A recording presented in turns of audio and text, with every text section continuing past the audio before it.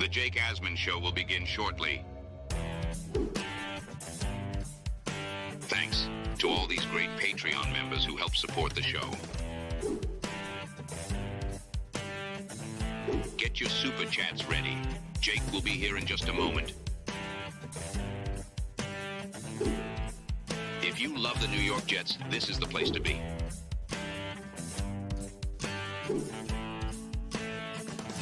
And now, the Jake Asman Show.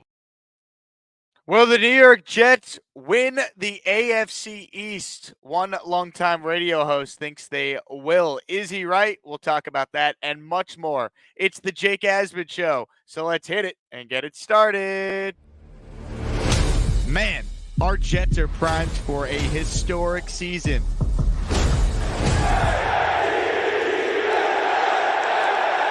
We bleed Jets green each and every day. This is not the same old Jets. We have Garrett Wilson. Let's go. We have Breece Hall. Please subscribe and hit the like button below. Super Chat, baby. Cut the line. We have Sauce Gardner.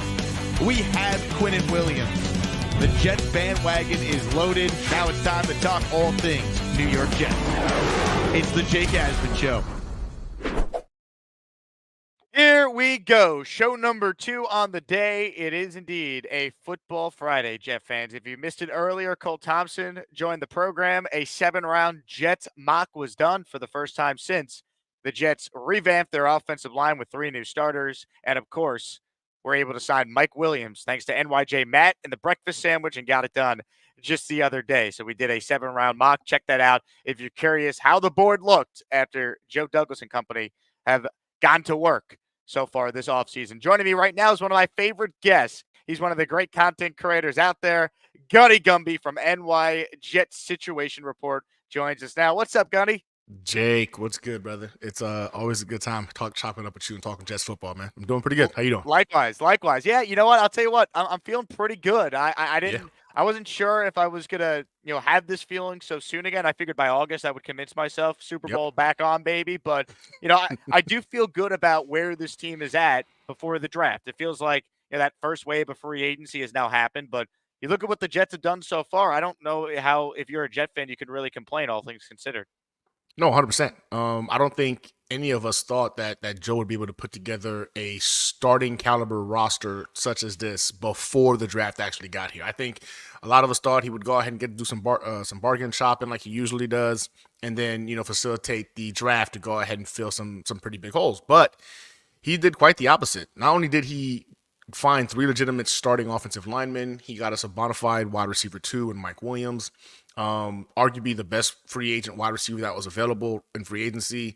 And he was able to accomplish all of this when spending only $23 million fully guaranteed. That to me was the most impressive part.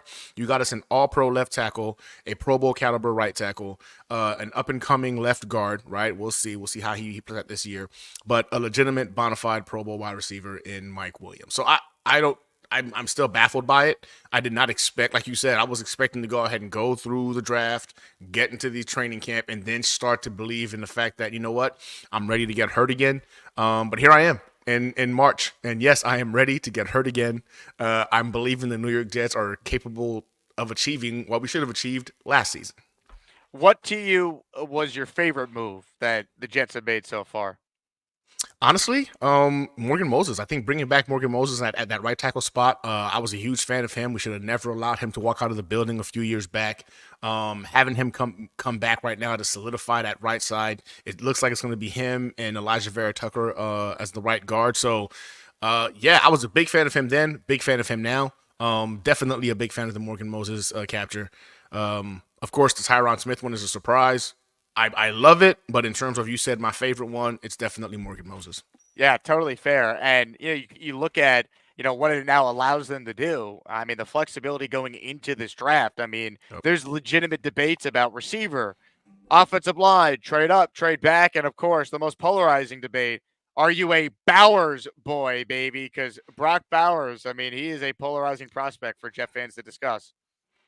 Yeah, I've noticed that. And apparently if you stand against that thought process of bringing in Brock Bowers, you apparently don't know ball. So I don't know ball because I am not one of the Bowers boys. I'm not on that Bowers hype train. I still do believe the move should be offensive tackle, unless one of those top 3 wide receivers falls there and you happen to go that route. It'd be hard to be mad about that. But for me, the move is still offensive tackle. I think that if one of those top 3 guys fall to you at number 10, you make the move. The wide receiver depth in this class is so deep. I feel confident even if we can't recoup that second round pick, even though I'd be okay with a trade back and recoup. I think we can go ahead and find ourselves at least a contributor at the wide receiver position in the 3rd round. So for me, no, it's a no for me on Bowers. I'm not bought into the hype. Give me the offensive tackle or give me one of those top 3 wide receivers. Speaking of hype, we're going to get into that now. So this was from Adam Shine on Mad Dog Sports Radio. And by the way, I will be hosting on Mad Dog Sports Radio 1 week from tomorrow, 8 a.m. to 12 p.m. So listen on Sirius XM Channel 82. But Adam's a coworker of mine now, and he had this take about the Jets, Gunny. So I'm going to play it. Then I want your thoughts if you believe Adam Shine is correct in his assessment on where the Jets rank in the AFC. And the Jets are going for it. And it's almost like it's easy to make fun of the Jets, easy to make fun of the Jets fans. You know, remember everything that we said about this squad last year. It all still applies. In fact, nobody wants to hear it, but the Jets are better. Breece Hall had a monster season. I voted him 3rd on my list for comeback player of the year. I can't believe he didn't get more votes. Hall is an absolute star at the running back position. Not only running it, but catching it out of the backfield. He is an excellent ball player. He is sensational. Now he's going to have an offensive line in front of him. A passing game that you have to not only be aware of if you're a defensive coordinator, you have to respect. I mean, look, I know everyone likes to rip Aaron Rodgers this, Aaron Rodgers that, Aaron Rodgers turning 40, Aaron Rodgers vice president of the United States of America. Aaron Rodgers is still Aaron Rodgers. Still Aaron Rodgers. Everything you thought about Rodgers last year, when everything Hard Knocks, the offseason, when he was on our show, a love letter to Aaron Rodgers, it's all applicable now. It's all there. Run it back. Run back the Jets. Run back the takes. And this Jets defense is great. And the Jets defense is only getting better. And now, because you signed 3 offensive linemen, you signed Mike Williams, Jets have the 10th overall pick in the draft. And here's what they can do. Whatever the hell they want. And that's a thing of absolute beauty. Adam Shine singing the praises for the New York Jets, Gunny. You agree with him? Have the Jets closed that gap in the AFC East? I'm a huge fan of this guy. I love everything that he just stated. And people seem to forget that the only reason why the New York Jets weren't in the conversation is because we lost our starting quarterback. What team is able to go ahead and honestly accomplish the ability to win 7 games, in the AFC with not the starting quarterback, with no offensive line and no offensive coordinator? Very few teams, in my opinion, could have accomplished freaking 7 wins, which shows us the talent level on this team. Like, there's talent there. Like, these guys are not chumps. That defense is a Super Bowl caliber defense. I believe it's going to be top 5, top 3 this year. We've actually never seen these guys fully operate at full potential because they're always playing from behind. This is a defense made to go fast and not think. If we've got leads, which Aaron Rodgers can get us leads, these guys can actually take their game to a whole other level. I agree 100%. I think the New York Jets did get a lot better. Last year, they were considered to be one of the favorites to be Super Bowl contenders. But this roster is better. You've got legitimately better players here. Aaron Rodgers is coming off that Achilles injury. You're going to have Breece Hall a year removed from that ACL injury. Oh, and by the way, now Nathaniel Hackett knows he can play football. So that's also going to help the situation. I have to agree, man. I think the Bills took steps backwards. They lost some key pieces. They're trying to kind of like tape it all together now, and they're going to put it all on Josh Allen's back. But Josh Allen against the New York Jets has never really been impressive. We actually kind of have his number, so I feel good about that. The Patriots couldn't get anybody outside of their own people to sign a contract to come play over there for them, so that dynasty is long gone. I think, honestly, the Miami Dolphins may be the biggest contender that we have to worry about in the AFC East when you've got 2 weapons in Waddle and Tyreek Hill. And I do like what McDaniel has done in terms of making that offense high-powered. Those guys have a chance. But in all actuality, like pound for pound in terms of the roster makeup, the New York Jets have the best roster in the AFC East. Injury is really the biggest competitor we have to worry about in our division. If you really think about it, they have beaten the Bills the last 2 years with Zach Wilson at quarterback. Yep. If they could find a way to split with Buffalo, split with Miami, sweep New England, 4-2 in the division is certainly on the table, and that should put you in position to be competing for the AFC East. I don't think it takes much for the Jets to go from a 7-win team to a team that can win 10 or 11 games, because I think the rest of the division, as you bring up, either remained the same or got worse, where the Jets, if they had done nothing this offseason besides just bring Rodgers back, they're automatically better. Got better. 100%. 100%. We're talking with Gunny from NY Jet Situation Report. If you got a question for him or a super chat, we'll read it right away. We're going to continue the Jet conversation right now. Kevin says, hit the like button. He's right. Hit that like button. Subscribe to the channel.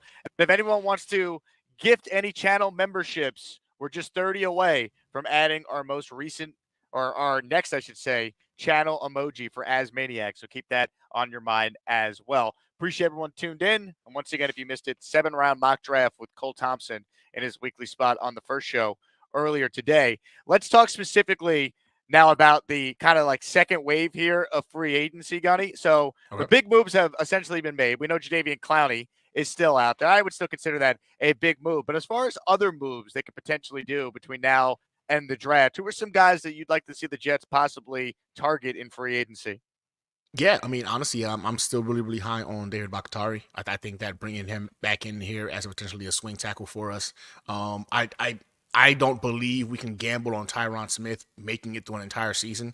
We understand what he's capable of when he's on the field, elite level play.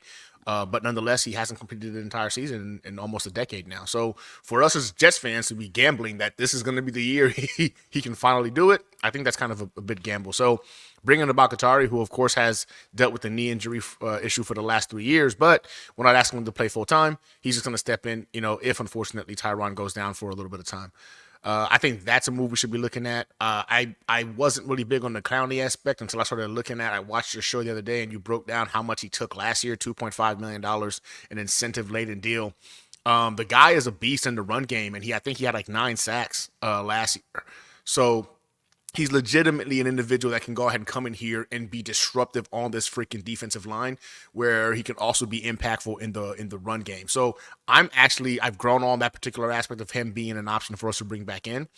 And I believe Simmons is still out there too, the safety. Another safety we can bring in there. I know we got Chuck Clark back. I don't know if Ashton Davis might be in the works, but with Adams back there, Simmons could be somebody that can elevate the safety room. And if the price is right, this is an all-in type of move for me. Why not, right? Throw some money at him, get him in the building, and then you fortify that defense. In fact, don't worry about anything on the defensive side if you go into this draft. If you make those moves, everything then you put towards offense. So yeah, there's a couple of guys that I'd be excited to go ahead and see sign with us. But if Joe decides he's going to go ahead and use the draft right now, honestly, as a Jets fan, I can't be mad at it. I wasn't expecting us to be at where we're at now in terms of offensive line.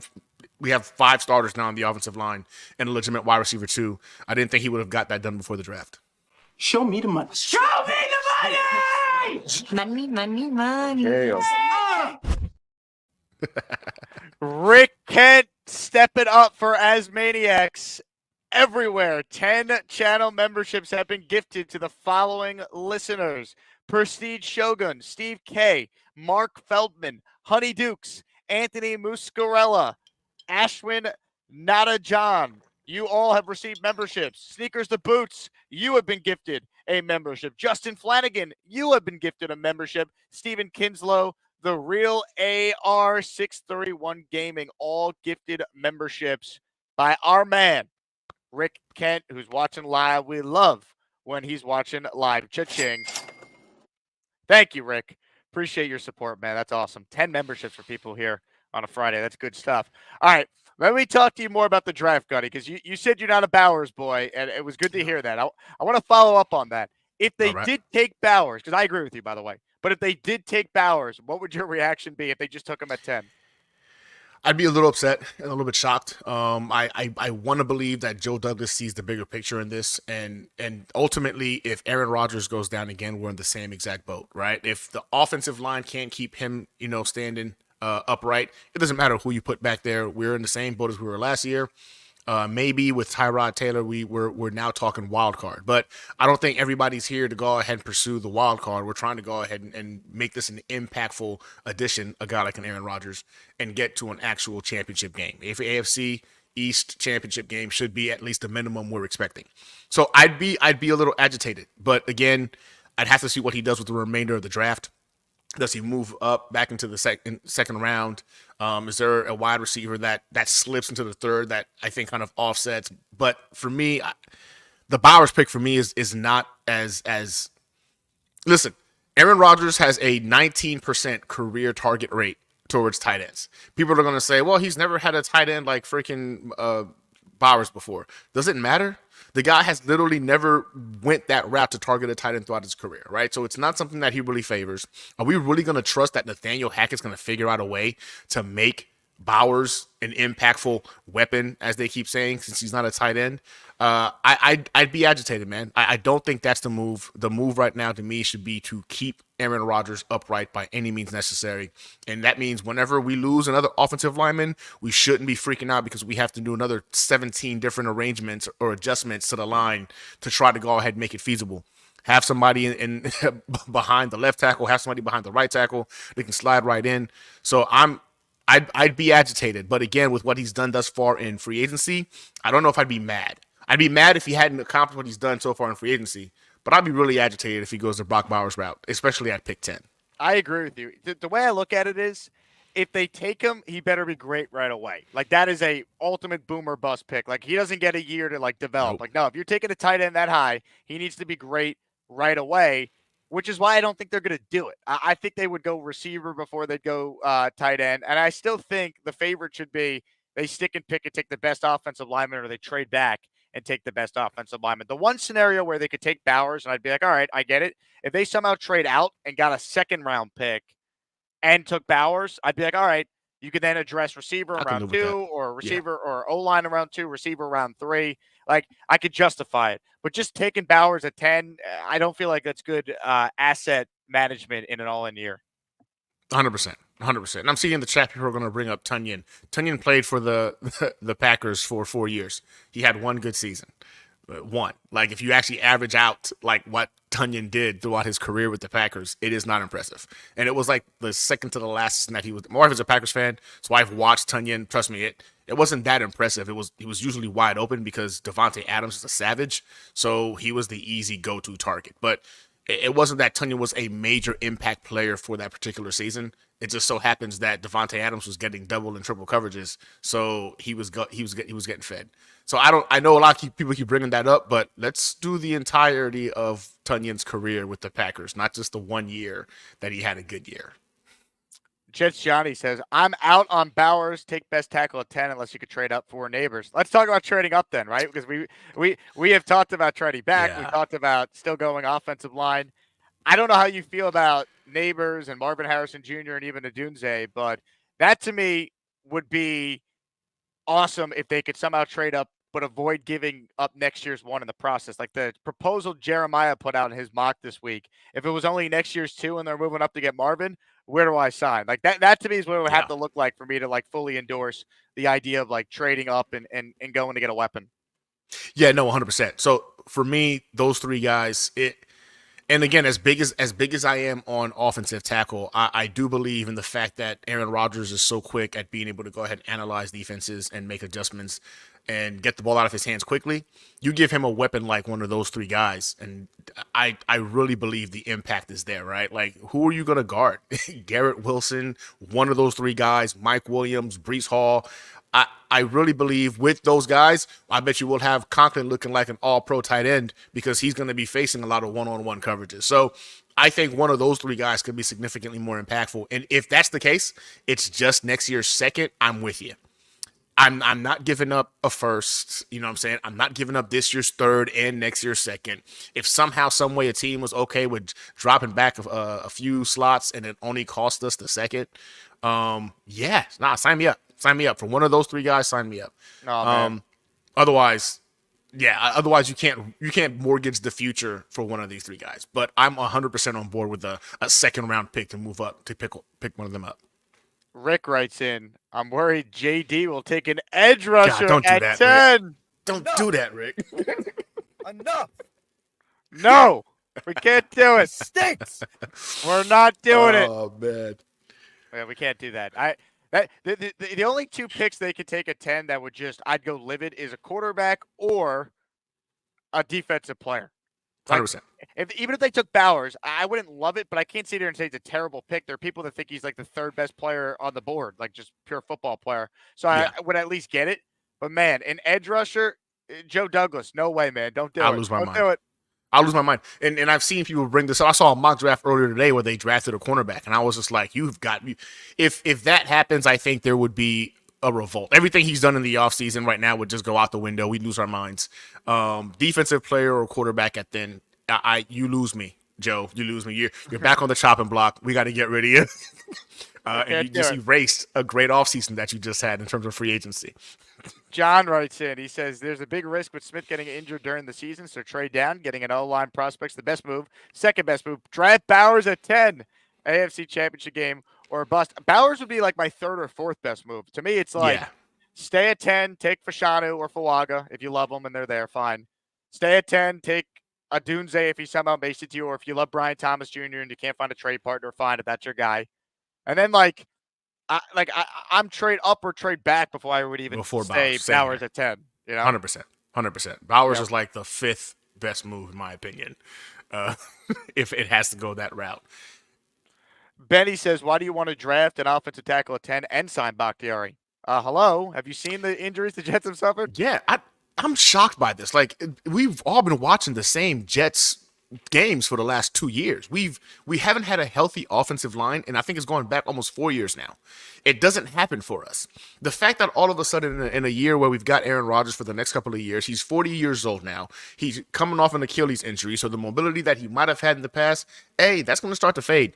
The fact that we don't want to make sure that the most important position on the field is protected by all means is mind-boggling to me as a fan base. Like, we've all witnessed the constant rotation at offensive line over the last several years. This isn't what's changed. How all of a sudden can we guarantee that the current offensive line will be the same current offensive line by the end of September, let alone the end of the season?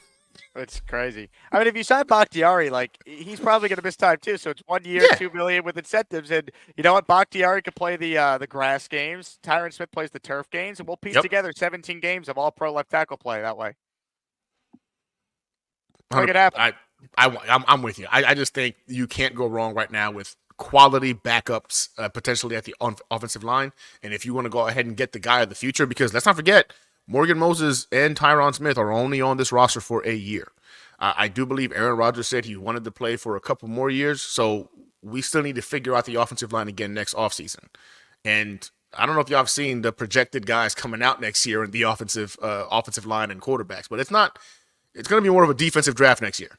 So I would rather get one of these studs now and have them sit behind a elite guy like Tyron Smith and a guy like Bakhtiari and learn, because next year they're going to be thrown into the fire.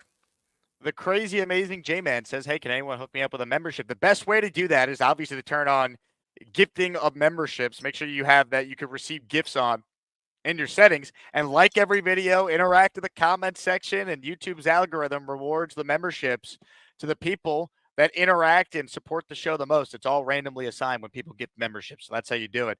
The crazy, amazing J-Man. So Benny follows up and he says, okay, so we're one Mike Williams pulled hammy from Lazard playing major snaps. Well, that's why I think the Jets need to still probably sign another veteran wide receiver if there's value out there.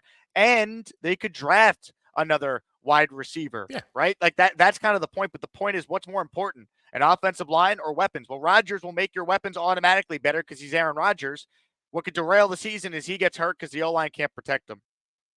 Patrick Mahomes won the Super Bowl last year. Who was wide receiver 2 for Patrick Mahomes? Exactly. You nobody knows. MVS? Like, it was I think it might have been MVS, right? And he had like 300 something yards on the season. So the quarterback is the most important position in all of sports for a reason. And I would rather protect our quarterback, and he can elevate the mid wide receiver 4 and 5 that we currently have to be respectable, because let's not forget, he still has Breece Hall. He still has Garrett Wilson. And I do believe Tyler Conklin is way better than most people give him credit for. The guy has literally averaged 600 plus yards a season, 50 plus catches a season, with Zach Wilson trying to throw him the ball. So I don't know why we're pretending we need a tight end. Tyler Conklin is more than serviceable, and I think with an Aaron Rodgers, he's going to be one of the top tight ends in football this coming season. I think it's a fair take. I think Conklin really is underrated. There's no doubt about that. Today's show presented by our friends at Roan Apparel. If you want to look handsome like this guy on the left, He's a handsome fella. He's wearing Roan looking good. apparel.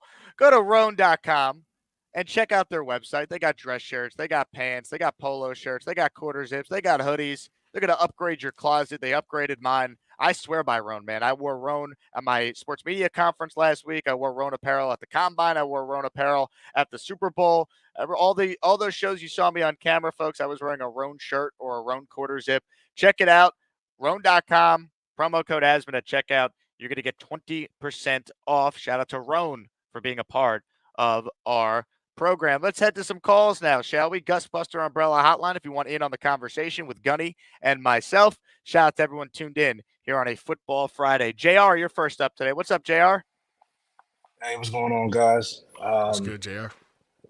Man, so up until like today, I was all about just taking the best offensive player available. But I mean, obviously hearing you guys and just, being a Jet fan for the past 15 years, I just think, we have to protect that line, man. We have to protect that quarterback. So, I was starting to, think about potentially Brock Bowers, but, Aaron Rodgers is going to elevate any receiver, any, weapon that we have. So that's just what I'm leaning on more. Maybe even potentially trading back to try and get that second round pick. But, I mean, you can't be wrong thinking that maybe you want to be a receiver, but just the luck that we've had just the past years with this O-line, man, we just gotta fortify that. And yeah, the O-line next year so far, I looked at the draft board, doesn't look as good as this year. So we can definitely get, a 10-year plus veteran to, fortify that. Obviously, Joe Douglas and everybody, they want everything to work out this year. So that's maybe thinking that maybe they would take the best, offensive player, but I'm with you guys. We got to go O-line here all the way. Yeah, I agree. And JR, to your point, like they still could address offensive weapons in maybe round 2 if they trade back, like what you said. I'm on board with that.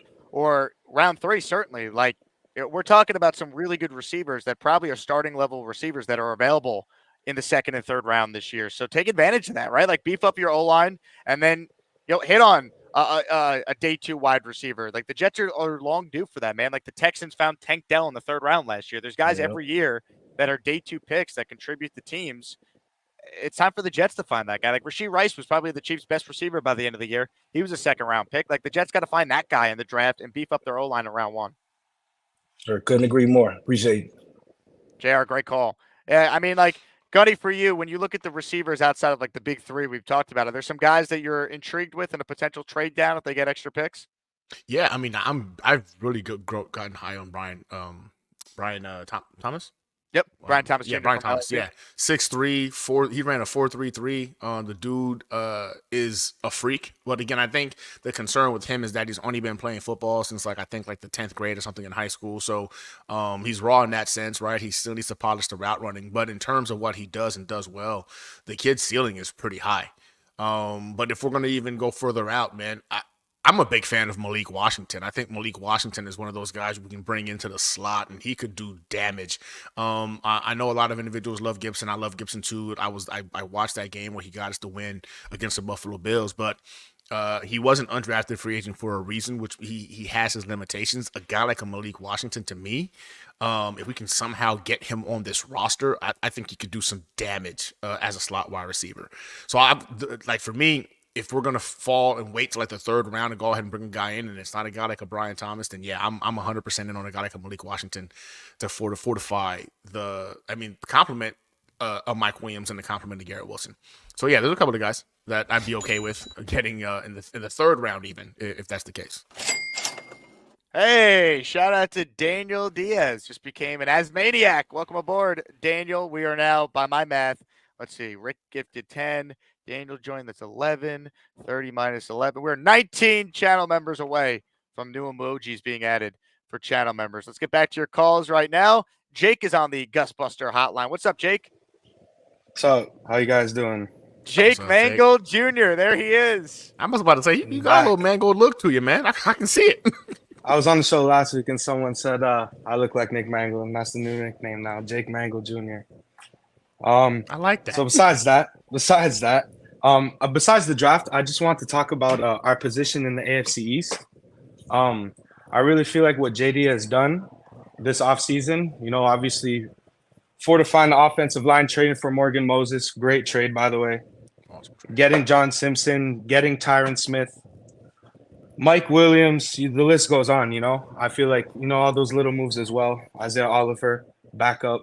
I just feel like he did a lot of work. Where before the draft, I still feel like we're the favorites in this division. What do you guys think? I feel like we're the number one. I saw we're underdogs. I don't know how that's a thing. I just want to know how you guys feel. Underdogs for the division, you're saying? Yeah, the division, the AFC East. We're like the third favorites. We're the third. You know what I'm saying? It's crazy. Well, to me, it makes sense from the standpoint that people are just going to pick against the Jets because it's the Jets. You know what I mean? Like the Jets, Typical. I don't think should be I think they're plus 280 in some sports books, which is That's a crazy. 26% chance if you kind of calculate what those odds mean. I think the Jets are the best value bet to win the division because the Bills are the favorites at minus 130. The Dolphins or plus 130, and the Dolphins are plus 180. So there's not great value there, but to me, it's just simply there's the unknown about Rodgers is coming off the injury and all the other guys that are coming back. But I think if you objectively watch the Jets last year, you saw a team that still won 7 games with the worst quarterback play in the league by far. It's not hard to picture them winning 3 or 4 more games and being right there in the mix. That's honestly how I feel. You add Aaron Rodgers, he's coming back. I knock on wood. I don't want to be that guy. I'm knocking on wood here. But hopefully he's going to have more than 4 snaps in the green and white. So you play that into account. The defense is only getting better. You add Mike Williams.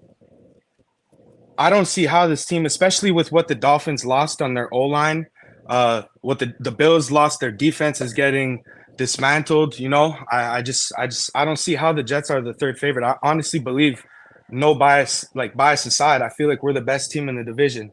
Honestly, I feel like this is the year that we win the division. I think, Jake, what it boils down to is the fact that it's recency bias, right? Like you look at this, last year, the Jets had a whole bunch of hype, and we were all hyped. We were pumped. We know what happened. We lost our quarterback. Once Rodgers went down, we knew our season was over because we knew Zach Wilson wasn't going to be it. But I think because of that, people have become more cautious about, I guess, putting us in such a spotlight. I've seen some aspects where they've got us right behind the Buffalo Bills. And the only reason the Bills are ahead of us is because Josh Allen. That's it. They think roster for roster, pound for pound, roster for roster. The Jets has the best roster in the AFC East. Unfortunately, with the unknown about Aaron Rodgers when he comes back, I think that's what potentially hurts us. And at least Tua finished the whole season last year, and Josh Allen has been Josh Allen for the last several years.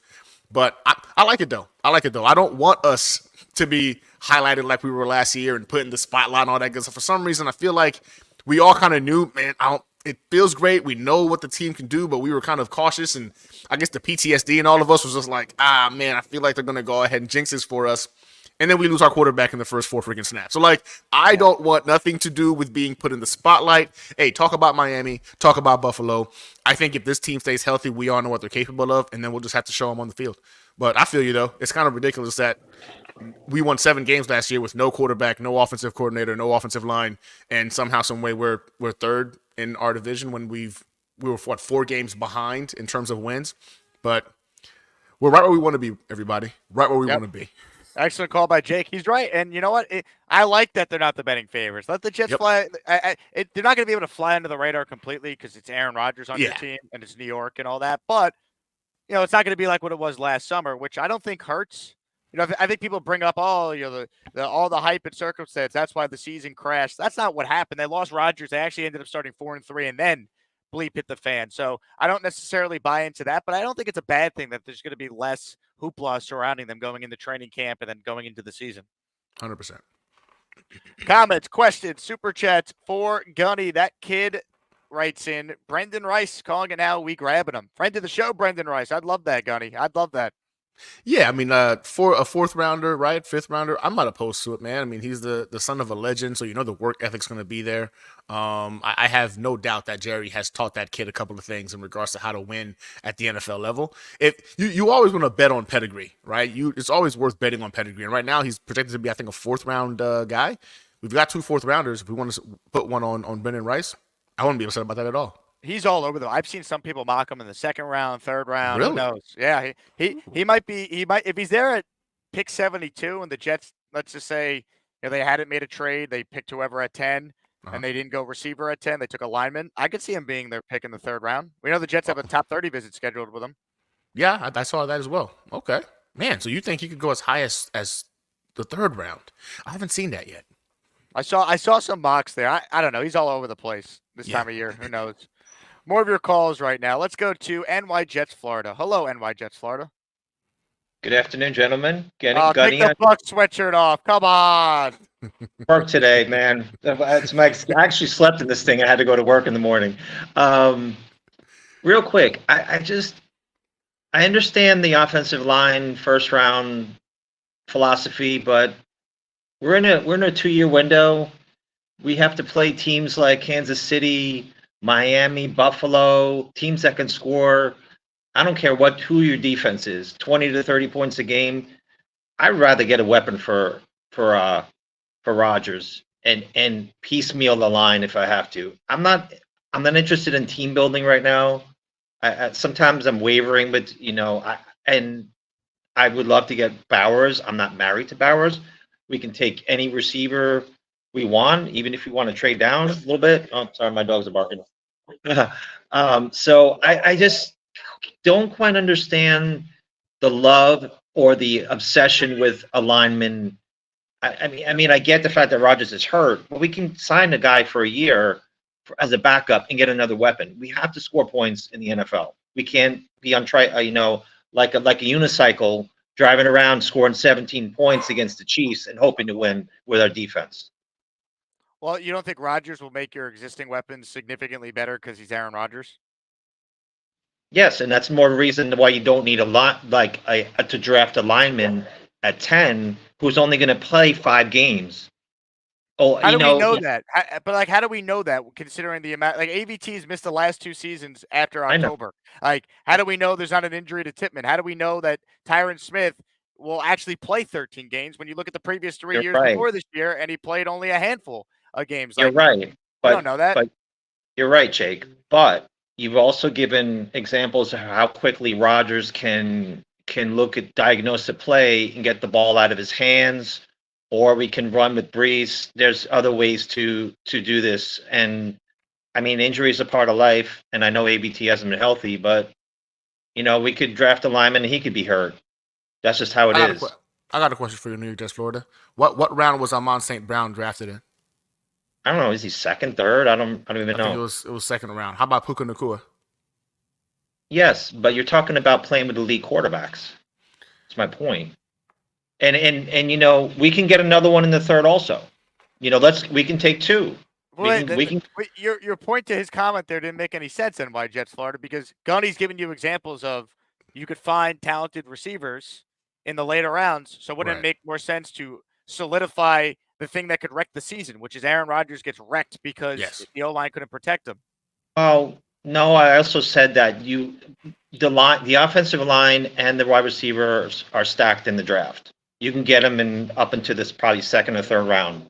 There's so much depth in the draft. So what I'm saying is take an elite player, even if it's a trade down, and you can always, come back and get a lineman, maybe in the trade back into the second round or whatever.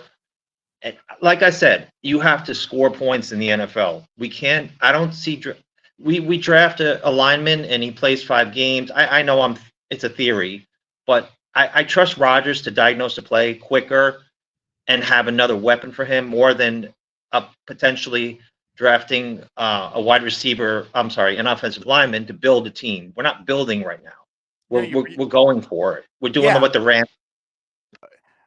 Agreed. You're going for it, right? So if you think you could find a good weapon in the second or third round, why wouldn't you do that? Because you have a chance to get a bona fide elite offensive lineman at pick 10 or moving back a couple spots. And then, God forbid, there is a significant offensive line injury. You're not risking Aaron Rodgers' future. And Tyron Smith's on a 1-year deal, as is Morgan Moses. So you're going to need legitimate tackle depth going forward. Wouldn't you want to get an Olu Fashanu who could probably be a plug-and-play left tackle for the next decade after this year? Like, I think it really depends on who the player is. Like, I just don't believe in Bowers at 10, but you could sell me on a Dunze at 10. But, like, I just fundamentally don't agree with taking a tight end that high. And I think he said it himself, right? Aaron Rodgers is elite. Aaron Rodgers can do this. Aaron Rodgers can do that. If Aaron Rodgers gets hit from the blind side because we had to rotate our offensive line for the 19th time this season, the season is over. Those weapons become useless because, I mean, again, Tyrod Taylor is good, but are we expecting him to take us to the Super Bowl?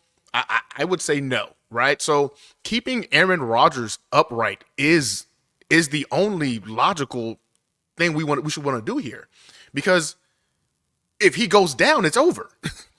If he goes down, it's a wrap. I don't understand the argument, because yes, we're not rebuilding, but we need to make sure that our current Hall of Fame quarterback is in these games for us to win these games and for us to be competitive. We want Carter Warren playing left tackle if Right? if Tyron Smith goes down early. That just Really? made my stomach hurt.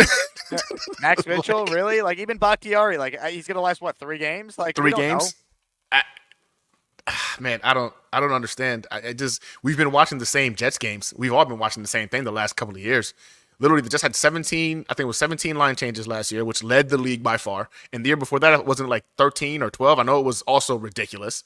So, like, we've already known in a very short, like, historical window here for us, it hasn't gone well. It hasn't gone well for us since DeBrickashaw, Ferguson, and Nick Mangold days. Like, we haven't had a solid offensive line that kind of stayed healthy for an entire season. I'm not risking it, man. I can't. I have a hard time risking it. I agree. You also have the MetLife turf you're dealing with, too. Like, protect That too. yourself. Yep. You know? Super chat coming in from the big fella who says you can't score with Rodgers on his back. Draft O-line. Facts. I agree. You still could do both, by the way. Like, you still could get a really good receiver with pick Yes. 72, even if they took Fashanu or Fuaga, or we pray to the Joe Alt gods at 10, you know?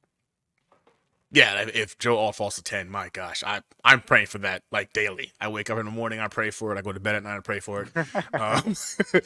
But yeah, exactly. He was saying it as well. Like, you can always get a lineman in the second round and third. The thing is, the depth at offensive lineman, again, it's a really great offensive lineman like draft, but it starts to fade as you get later into the first round. The talent level starts to become more of a gap. I'm not gonna lie to you, man. I was doing some research on some of these wide receivers, and literally after the top 3. The next 25 wide receivers that are going to go all do something at an elite level. Like, it all depends on how you can utilize them in your scheme, but those are all bona fide guys who can play football at the NFL level. Yes, you're not getting one of the top 3 guys, but the drop off from, say, the top 3 offensive linemen to the next guys, it's much more massive than if we were to grab an offensive lineman and then wait to get a wide receiver. There's a lot of pieces in wide receiver right now that we can go ahead and draft in that 3rd round if need be. Completely agree with you. Completely agree with you. Today's show presented by our friends at Underdog Fantasy. Folks, I hope you took advantage of Underdog's Bracket Buster special I talked about yesterday on the show. If a blue blood lost in March Madness, they're giving you a free Underdog Pick'em Square that you could use the following day. Last night, we watched Kentucky go down. So a blue blood loss, which means you had a chance to basically get a free pick'em slip and turn that into cash money prizes. UnderdogFantasy.com, promo code Asman. They'll match your deposit. If you've never played Underdog before, the NCAA tournament is a great time to start. Check it out. Once again, you can just take out your phone and download the app, or you can just go to UnderdogFantasy.com, and when you sign up, use promo code Asman, so they'll give you that $100 deposit match. Let's go back to the phone right now. The phone calls are coming in. Snowball is getting ready for the weekend. Hello, Snowball. You're up next. Jake, Gunny, how are you? What's good, Snowball? How you doing? What's going on? Listen, 2 things. One, if you call into this show and you're not wearing anything but Jet gear, I love New York, Florida Jet, whatever his name is. He's a great guy. He's always in the chat. He calls in. He's always got good takes. But if you don't wear Jet stuff, Shadow Realm. All right, that's one. Amen. And then, all right. So a scenario: we're at 10, Alt's gone, and Fashano's gone. Who's the next best tackle that you take? Nobody wants to trade with you. Nobody wants to trade with you. So you said Alt's gone, Fashanu's gone? Yeah. I like Fuaga. I like Fuaga a lot actually. And But honestly, can he play? Can he play left tackle though? I mean, Mm. not at a high level. You need a Not at right high- tackle anyway, though. Maybe you move Morgan Moses over to the left Yeah, to side, and left. then you put Fuaga at right tackle. Morgan Moses can move over to left. I'm against shuffling. I don't want to shuffle people around. So like, Well, you do it out of necessity, though. You want your best 5 Yeah. guys out there at the bottom at the end of the day. I know. Honestly, JC Latham has been growing on me quite a bit too. I mean, I know he's not a popular conversation for the top, like in that top 10 picks, but JC Latham, man, a big, strong guy. I feel like he's still got some room to grow. Police reported ahead. I was talking to Dom Uh-oh. C about Snowball's him. about to get Snowball's arrested, about to get folks. pulled over. Hey now. But for me, JC Latham, I wouldn't be mad at it. I mean, again, I would like to grab him in a trade back scenario. But if we're talking about purely a tackle, then yeah, I guess I think I would go Latham if Fuaga is not the pick. But I do like Fuaga more than Latham. I think he can go ahead and plug and play right now at any guard position, and at that right tackle position as well. Well, what do you think? Do you think 10 is too high for Fatano? Connor Rogers doesn't. I don't think so either. Like that, I think you could take him there too. So you okay, could so take then him 10. so now we go if it's Rome or Malik Neighbors that somehow fall to 10. Oh, and then Fatanu. then take your weapon, right? Okay, so that's for me. Like if Alt or Fashanu fall to 10, and it's between them or Odunze or Neighbors, I still want the offensive tackle. Like that's just where I'm at. I still want one of those guys. But then when it shifts to Fuaga, then I'm like, you know what? At that point, I start looking at what those potential weapons could do for us. Right. Yeah, me too. All right, listen. My signal's gonna drop out. It sucks. I'm on the North Shore of Long Island, and I'm gonna drop out right here. All right. So have a great afternoon. Enjoy the weekend, and you too, Snowball. Go Jets. Go Jets. Drive safe. Snowball, one of the all-time greats. Probably getting pulled over as we speak as well. As we speak. Some more super chats, then we'll get back to your calls. KG131 writes in, offensive line should be the pick. Wide receivers become available all via trade. Offensive tackles don't. Look, I think it's easier to find receivers than it is offensive linemen. That's why the Jets have had such a bad line for years. They have not been able to find the right offensive lineman. So I still lean with O-line in round 1. I mean, I'm scarred by what's happened the last couple of years, but what Jet fan isn't scarred by what they've seen with the carnage that, to quote Robert Saleh, they've seen in that room. Yeah, that's why I every time I see people battling against the idea of taking offensive linemen, I can understand if like you have your preference in terms of how it pans out, but to argue against offensive linemen to me, it's crazy. I don't. After what we've had to endure and watch as a fan base over the last couple of years, I saw somebody somebody in the chat said Zach Wilson could win behind this offensive lineman. Let's relax. Let's just calm down a little bit there. But nah, in all actuality, for me, the move has to be offensive lineman. Someone says Zach Wilson. Sorry. Yeah, nah, I got you. But I just don't see how, man. I've added some drops to the show, and as a radio guy at heart, I'm excited about what the future holds for these audio Jake drops. feels some type of way about that Zach dude. Oh, I do. Unfortunately, it's more so the people that blindly defend him, the truthers, than it is even him. Like I like him personally. I wish no ill will towards him. Like seems like a good kid. It didn't work out. But the people that truth for him, I can't do it. We've all seen the kid. This is what makes it worse, right? When we talk about the Zach Wilson and the truthers, we've seen Mike White, we've seen Joe Flacco, we've seen other quarterbacks with the same offensive line and the same weapons, literally play football logically, whereas we haven't really seen it too consistently from Zach Wilson. It's wild. It's wild. More super chats to get into here. This one is from Dano, who says, "Who's our second best offensive lineman? How many games they play in 2023?" I mean, their best offensive lineman last year was AVT till he got hurt, and then Tippmann. That was it. I mean, Lakin was bad. Becton wasn't good. Dwayne Brown wasn't good. I mean, they started like 8 different right guards. None of them were great. I mean, their second best O-lineman last year was Joe Tippmann. I think what he's saying is, who's our 2 best O-linemen now and how many games did they play in 23? And if that's the case, it was AVT and it was Tyron Smith.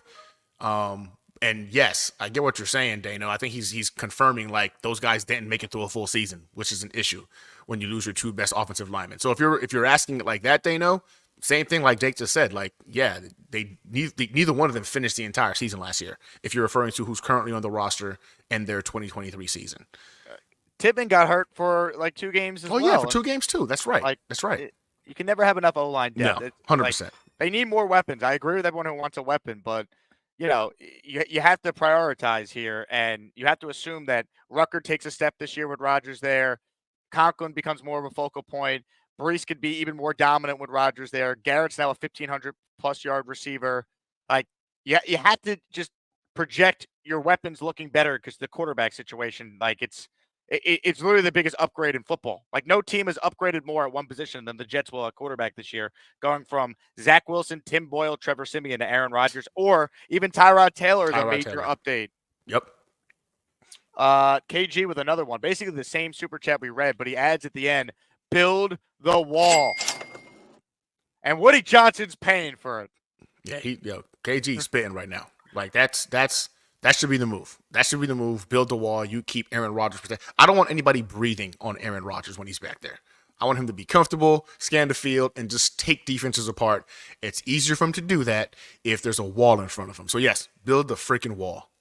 Dark Knight Steve sends us a super chat that says, if A-Rod stays upright, he can pick defenses apart with the weapons we have. O-line needs to remain the priority in the draft. Look, and I'll say this. They could trade back and take a wide receiver and then take Patrick Paul, for example, out of Houston, who Gunny and I know well, in round 2. Like, there's nothing wrong with that as the strategy, but I do think one of their first 2 picks still needs to be on the offensive line no matter what. 100%. 100%. Back to the calls. We shall go. Benny Blanco up next. What's up, Benny? What's going on, bro? What's going on? What's good, Benny?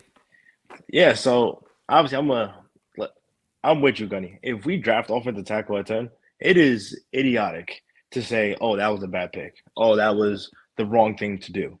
I personally would still rather go weapon at 10, whether it be in a trade back scenario. I'm all for that as well. I'm also under the impression that if we don't go offensive tackle at 10, we will sign veteran depth behind Tyron Smith. I don't think it's going to be Carter Warren, and that's it. You know what I'm saying? Whether it be Bakhtiari, we see how he progresses over the summer. If they think his knee is healthy enough, you could put 17 games, hopefully a little bit more, of elite tackle play between those two. I would honestly, I know it's not necessarily a popular name, I would bring back Connor McGovern. I'd bring back Connor McGovern to be that interior line depth, where obviously I know he's not necessarily great at guard, but if you need to move Tippmann again to guard and let Connor slide into center, like if an injury occurs inside, if AVT isn't ready to go week 1, you could put something together like that. And I know this is a deep wide receiver class, but for me, and I am a Bowers guy, I do think he would be really good in this offense because you could put him in the slot. You could line him up outside. You could create mismatches in that way. But ideally, I think there's a strong chance Rome Odunze falls to 10. And if he falls to 10, I think that's a no-brainer to me. And it allows Garrett Wilson to, yes, you're going to move Garrett Wilson all over the place, but you put Garrett Wilson in the slot with Mike Williams and Odunze on the outside. That is an elite trio. Not many slot corner guys are going to be able to line up toe-to-toe with Garrett Wilson all game. And I think he could be on the same tier of slot guy of Amon St. Brown in Detroit. I think that's where Garrett Wilson would thrive the best in. But again, if they do go off and tackle at 10, I'm not going to sit here and complain. If it is for Fashanu, I'm not going to sit here and complain. But I'm not going to reach at 10 just for the sake of offensive tackle where, we're going to get Latham or we're going to get Fuaga just because we need offensive line. If one of those 2 weapons are there, I'm going to go that way. You know what I'm saying? So, well said. Well said, Benny. Yeah, I mean, the good news is there's very few things they could do that'd be like, what the hell are they doing? Even if they took Bowers, who you and I like the prospect, we don't want him that high. We can't sit here and say it's a terrible pick. They better be right, but like it's more justifiable based on what they've done in the offseason so far. So at least we have that. As long as they don't go full, Will McDonald surprise level again at pick 10. Like they can't take Dallas Turner. As long as they don't do that or take a quarterback, I'm on board, Yeah, and Benny makes a lot of sense, right? Like I do believe if the decision is to go weapon, they're making a phone call to David Bakhtiari. He's going to be in the building. I think they're going to go ahead. They know they cannot depend on this offensive line as is, especially on the left side, to stay upright for an entire season. So if it's weapon. And I love Rome. I'm not gonna lie to you. I love Rome. I like Rome more than Malik Neighbors, but people think I'm crazy when I say that. But I just love his contested catch ability. Big-bodied guy. I love Rome Odunze. Like, I think he's honestly wide receiver 2 in this draft class.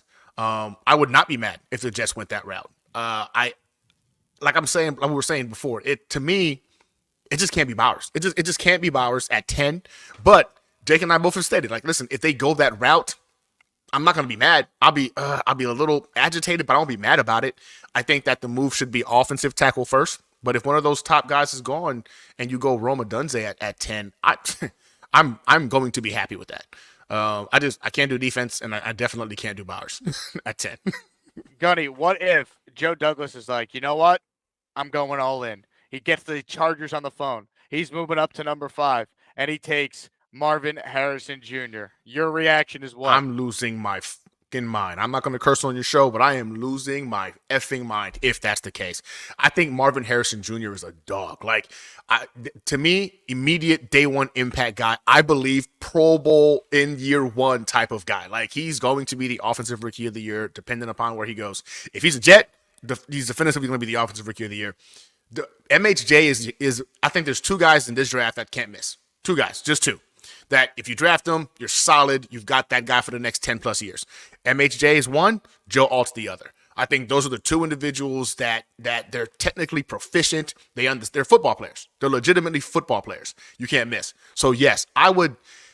If Joe does that, Jake, I'm going to be live during the draft too. So like I'm going to lose my freaking mind, man, because that would be elite. That's a freaking elite move. I'm gonna lose my gosh darn bananas. Yeah. Wait, do you hear that? That's Joe Douglas music.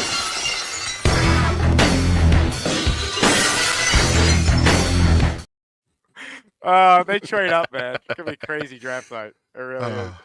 Let's get back to your calls. Let's get back to your calls right now. One of our favorites is on the Ghostbuster hotline. Ricky NY joins us now. What's up, Ricky? Hey, Jake. Hey, Ricky, how you doing?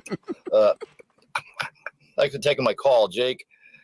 I just finished smoking all the available weed in the panhandle, so bear with me if I collapse here in front of my personalized flag. Any chance you could send that boxing guy, Gary, to the Jameis Winston town? Maybe Gator can build a special hall for quarterbacks who throw more interceptions than completed passes. Well, not a Florida guy, but can go to Seminoles all the way there. If you got a whole lot, just get all of them in there. I don't give a shit. Well, I think I got to relight this thing. Hold on a second. I just got this new blowtorch lighter. Let's try it out. Try it. Oh, Jesus Christ. Should have backed off that setting a bit. Anyway, Jake, I'll hang up for now and grab the burn kit again. Later, brother. Oh, my God. Yo, Gator is different, man. That dude is different. That's the second Gator skit that has featured someone getting their face blown up. Smoking. Oh, my God. Speaking of smoking, Neil is up next. I think it's Neil. Maybe it's Gator again. What's up, Neil? What's up, guys? Hey, Gunny, how you doing? I've never talked to you. I've seen you with the Green Bean? Well, yeah, with Green Bean. Very nice. Appreciate you. Again, as far as the draft goes, again, I'll put my 2 cents in. If we go up to 5 and trade up and get Harrison Jr., that's would be really my number one thing. That'd be a mind blower, and that would really put a top on it. Neighbors, Odunze, my only problem is with a receiver, okay? Aside from somebody is going to be a consensus starter that could possibly be an offensive rookie of the year, which is Harrison. Other than that, Neighbors, Odunze. There's 6 or 7 receivers, and we all know that, this guy Nakua last year, who the hell had him, right? I mean, he was the best offensive receiver last year. Who the hell in any of these drafts had him going as somebody that's going to be a starter? Did you? Nope. No. Shocked me. Yeah, you're going to have a shock at receiver. The bottom line is this. We have offensive linemen that are going to be out of games. And if you're going to have Rodgers playing at an MVP level, he has to be able to sit back there and pick teams apart. It also is going to be very important for our running game to have an offensive line that's going to perform. So depth is the utmost of importance. And again, you don't know which offensive linemen are going to be the studs and who are going to be the duds. So the most common sense thing would be to trade back, go to 14, get the first best, the best available lineman that you feel is going to be in that 14-15 category. And then double dip, take a 3rd rounder, or if you can get a 2nd rounder out of your drop back, you go and take this guy Powers, even though he's a center, you got a guy that's really the number one. This guy Powers could be the best lineman in the draft. You don't know that. He could be in the next Nick Mangold. He's probably a first-round pick. Yeah. But I like the idea. He's probably going to go in round 1, but I like your approach as far as trading back. You take an offensive lineman, and then you could double up even on receiver in the 2nd and 3rd round, like we did in our mock draft today. Look, I want lineman. Let's take 3 development guys that one of them is going to be a starter. The other 2 are going to be developmental because you got, it's all a numbers game. So if we get 3 linemen in the first 3 picks, then we could go receiver in the 4th round or 3rd round and try to pick off a Pearsall or Rice's son, or take somebody, out of the realm. That's where I really feel. The more I think about it, I love the weapon idea. But, we could get OBJ. To me, I don't think anybody that's going to come out of this draft other than Harrison is going to instantly be day one better than OBJ. I don't Neighbors see it. will. I think Neighbors and Adunze will, Neil. I think you're too low on him. But again, I don't want to take the risk, Jake. I don't want to risk. I get it. So Brian Thomas Jr. could be an option to trade back, or in 2nd round. How about Roman Wilson or Ladd McConkey? Pearsall. You got Rice's son. You got a lot of great receivers. Okay, one guy nobody's talking about, and I know this is not really our guy. Jenkins' son is going to be a beast. That's a guy that is going to be a great defensive tackle. You need a 2nd round pick. What's that? I said you're going to need a 2nd round pick to get him. That's the problem. Oh, yeah, he's going to go 2nd round? Yeah. 100%. I mean, that's not really a need for us. But, you were talking about father-sons. We forgot about him the other day, Jake. Remember? We were talking about father-sons in the draft. Jenkins is one we forgot about. So, he's going to be a stud. But Rice's son, look, I don't know what the tape looks like on him. Gunny, you look at any tape on Rice's son? Yeah. Hey, listen, clean route runner. Now, he doesn't have like the top speed or anything like that, but he's got some soft hands, great route runner. The IQ appears to be there to me, so I can only imagine that him and his dad spend a lot of time talking football, breaking down tape. So he's and that's why to me you gambled on a legend like that because he was molded from birth to be what he is right now. It's like taking a picture's son. What's his size? How big? What's his size? 6'2", one. He's a little light, 190, I believe it was, like low 190s, not mistaken. How about him as a slot? I mean, you say he's a great route runner. Could he be a slot guy for us? Yeah, I can see that. All right. The only guy, the guy that really impressed me, I was watching a little tape. That guy Pearsall, I don't know, something about that guy Pearsall. He looks like he gets separation. He's a good route runner, and he's going to go in the 3rd round, don't you think, Jake? He might go earlier than that, Neil. These goddamn exploding cigars. I gotta go, Jake. I'll call back later. Shit.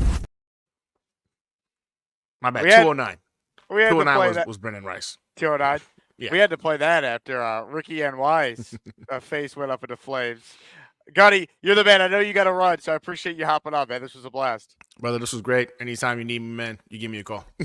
Ladies and gentlemen, the great Gunny Gumby. Make sure you guys subscribe to his YouTube channel. Tell people about your new, it's a Tuesday night stream you're doing? Yeah. Tuesday night stream. So I'm back on the live stream kick. I had taken a little bit of a sabbatical. Taco Tuesday with Gunny was becoming a little bit too much work, making the tacos, then grading them, and then going and talking Jets. So now we're doing Hangout at the Hangar with Gunny, the virtual Jets Hangar with Gunny. Tuesday nights, 7:30 p.m. We're kicking off a mock draft on Tuesday night. It's going to be a first round only. The difference is you, the viewers, get to pick all the picks, and myself and Dom C will be my guest. We'll break down what we think about those particular picks. So if you got some time, 7:30 p.m. Central on Tuesday night, go ahead and come hang out with us at the Hangar. Let's go. Love that. Gunny, you're the man. I'll talk to you soon. Appreciate all right, you, Jake. Later, brother. Ladies and gentlemen, Gunny Gumby, one of the all-time greats, with us there. All right, we got some people still on hold. Got some more super chats I want to get into as well. Make sure if you guys are tuned in right now, you please hit that like button. I'm telling you, it goes a long way towards this channel continuing its growth. Channel memberships, they also are randomly assigned to the people that support the show the most. That's how YouTube does it. So the more videos you like, the more of a chance you get a channel membership if one of our awesome listeners is nice enough to donate some more for the chat tuned in live right now. Devin's got a super chat for us. He says, trade back to 23-29, get big compensation, and take Jordan Morgan, tackle Arizona, plus a second and more. Hey, someone suggested this earlier. I don't hate the idea. I don't know how the Jets feel about Jordan Morgan, though. That's really what it comes down to, right? How comfortable are the Jets moving back, in this case, 13 spots if it's 23, and even further if it's later than that? What offensive tackle are they guaranteed to get? We don't know. But I appreciate that super chat. Dre writes in with a $10 super chat. Thank you, Dre. Jake, Ed Gutty, two goats of Jets YouTube. Shout out to Snowball while he was running from the cops, but it glitched. Don't forget me for the Craig dinner. JETS, Jets. Dre, we'll get with Craig and we'll get your name added to that reservation, my man. Good to hear from you, Dre. More of your calls right now. Let's go to Johnny, who's up next. What's up, Johnny? Jake, what up, dude? Hey, so let me throw this out there, man. Let's go to Johnny, who's up next. What's up, Jets, Johnny? I'm just kidding. We'll do one at a time. But both of you looked up like I was coming to you, and I thought it was funny. Hey, quick thing, right? So let's just go ahead and say we do trade back, right? And then we throw a complete freaking rock into a glass house, and we end up going with the edge, but we pick up our two, right? Let's Jared verse Latu, or freaking Dallas Turner, because like you said in the past, and I'm just throwing it, I want O-line. Let me just put that out there. I want O-line, right? Anyways, what's your take on that if we were to do something like that, and then pick up a lineman in the second because we got another second, third, maybe get another offensive lineman, fourth, you get your Brandon Rice if he falls back there, or I'm huge on that Anthony Gold kid, but wanted to get your take on that. Hopefully nobody kills me for saying that, but just wanted to throw that because it might be, you never know. So you're saying move back and take a defensive player? Yeah, exactly.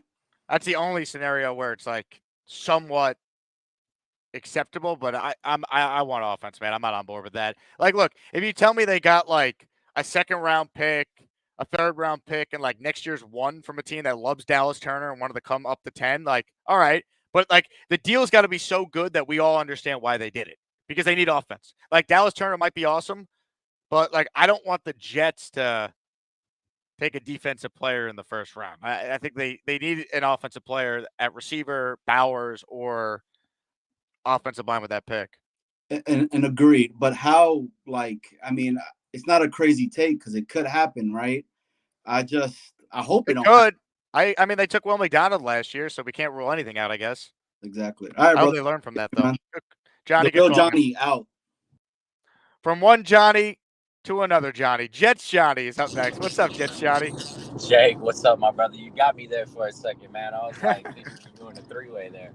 But no, I just wanted to call in. I wanted to talk to Gunny, but I guess he already got off because I want to know like what he sees from Marvin Harrison Jr. Because don't get me wrong, I think Marvin Harrison is gonna be good. Jr. obviously is gonna be a good player, but I don't see him as like that next guy like Like, he's just going to come in and put up 1,200 yards and 17 touchdowns, nothing like that. Because when I look at him, like, he's a guy that, yeah, he can get open, but I don't see him like Garrett Wilson last year when he caught that little 7-yard out, that little slant and took it to the house. I've never seen Marvin Harrison Jr. do stuff like that. That's where I like a guy like Malik Neighbors, because I feel like you could throw him the ball 1 yard or 80 yards, and that guy can take it to the house anytime. And so to me, a guy like Malik Neighbors, I'd be all over moving up in the draft to try and get him. But if not, I'm all about sticking and picking right there. Unless obviously you can get a haul, you know, if somebody comes up for a quarterback, then you drop down. But like, to me, it makes too much sense to take a tackle, which is why I think we won't do it. Because when you look at this line, like, we're one injury away from being in the same exact spot we were last year. Tyron Smith goes down. Now we're relying on this guy, Carter Warren, or something like that, or Moses goes down. So I just don't see how you can go through this draft and not take an offensive lineman at 10, unless it's for, like, Malik Neighbors. Because then if you have Neighbors, Wilson, and Williams, that I don't think anybody could compete with that wide receiver trio. And then at that point, you have such an elite offensive skill position set that if you have, you know, a little weakness in the offensive line, I think it can make up for it. So, like, after all the moves and everything like that, I think that's what we should do. If JD drafts a defensive player in the first round, Jake, I promise you, I'm going to come in here, I'm going to resign as a Jets fan, as a Jake Asman truther, as everything, because there's no defensive player in this draft that's worth that, man. There's none. You can't tell me that there's any guy that's going to come in and give us a bigger impact than an offensive player. And last thing, I promise I'm done. I'm totally out on Brock Bowers. I won't be as mad if we draft back Brock Bowers. If we draft him at 10, I might have to resign too, though, man, because that's way too high for a tight end.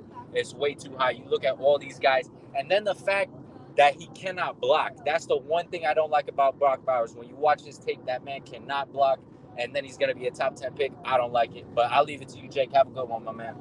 Connie, appreciate you. I'm with you on Bowers. If they did it in a trade down, it's more appealing. I like Malik Neighbors. If you've watched the show, you know that. Marvin Harrison, I mean, his size is the separator between him and Neighbors, is what, like, the scout people will tell you. But if you watch Neighbors, I mean, like, it's not a crazy take to like him better than Marvin Harrison. Todd McShay says Marvin Harrison is a lock to be a wide receiver 1, but doesn't think he's ever going to be, like, top 3 in the league. Whereas he says Neighbors has more upside because you could see him being like Tyreek Hill in a couple of years. Like, he has that type of talent where it's like he's the best player in the league type of thing. But MHJ is probably the safest prospect. Like, you know, he's going to be a top 10 receiver. He's going to be really good right away. Whereas there's more of a unknown, more of a risk with Neighbors. So I think that's the difference. I like both guys. If the Jets trade up for Neighbors, you're not going to hear me complain. That being said, I'd prefer them to either take an offensive lineman at 10 or trade down and take an offensive lineman, get a receiver in round 2, or you have 2 third-round picks, package one of them in a 4th, get back into the 2nd round, do it that way. Brandon says, can I get the Discord link? You gain access to our Discord by signing up for Patreon. It's included in your membership. Patreon also gives you bonus shows not available on YouTube, 1 to 4 every month, sometimes more. It also gives you your name in the countdown ticker. And Patreon access gives you the show in audio form. So if you want to listen on Spotify or Apple, there's a connecting link on Patreon that you put in to your Apple or your Spotify, and you can listen to the show in audio form. Discord, though, I would say is probably the most popular perk we offer there. So check that out if you're interested. Appreciate it.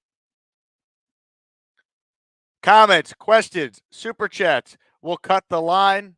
We'll wrap up here in a bit if nothing else truly comes in. Appreciate everyone tuning in. Hopefully you enjoyed the Gunny conversation. If you're tuning in late, Gunny joined us, and he was excellent. Excellent. Guitarist says, I like Bowers a lot as our 4th option and in a trade back. I mean, if you got Bowers at, like, pick 18, let's say, love it. Pick 10, I don't know. I'm not comfortable with that. I'm not comfortable with it. I mean, we really believe the Jets are going to be the team that gets the tight end position right that high. Here's the recent history of tight ends in the first round and what happened when they were on their rookie contracts. And not all these guys were obviously like top 15 picks, but some of them were. All these guys were first rounders. The best tight ends in the league were not first round picks. We talk about quarterback being a crapshoot to evaluate. I think you could argue tight end is just as big of a crapshoot when you look at this chart. This is from 2011 on. You guys know I love my charts. That's the problem.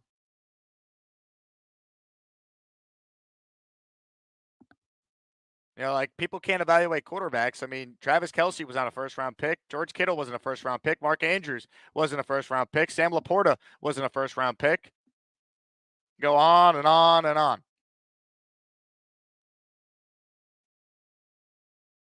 The Bauer boys are out there. They make convincing arguments. They're aggressive. But I'm not a Bauer boy. I'm pro build the wall. Build the wall, and Woody Johnson will pay for it. All right? Build it, Woody. What they can't do, though, is take a defensive player in the first round. Please. Oh, don't even put that in the universe. Can't have it. Can't have it. No way. That's going to be a tough live stream if they go defensive player in round one. Ugh.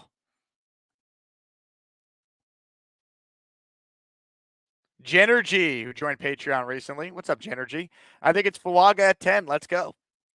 I would have no issue if they took Luis Fuaga at 10. Daniel Jeremiah has him as the number 1 offensive lineman in the draft class. Number 1. Would have no issue. Hey, shout out to John Thomas. Speaking of Patreon, I just got the email notification that he signed up for Patreon. John, get in the Discord. Thanks for your support, man.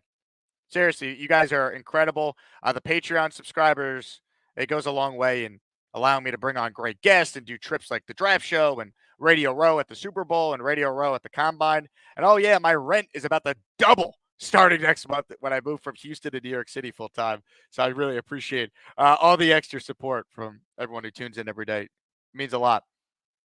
Dano says, Gunny is my absolute favorite guest spot you do. So proud to have linked you all together on Twitter last summer because you're both elite. Dano, I love you, man. But I knew who Gunny was before we had him on. It's just tough to get everyone on with schedules. But Gunny's awesome, man. I've been a fan of his show. I'm glad you like the interviews with him. Gunny's great, man. I've been watching him and Green Bean link up for a while already.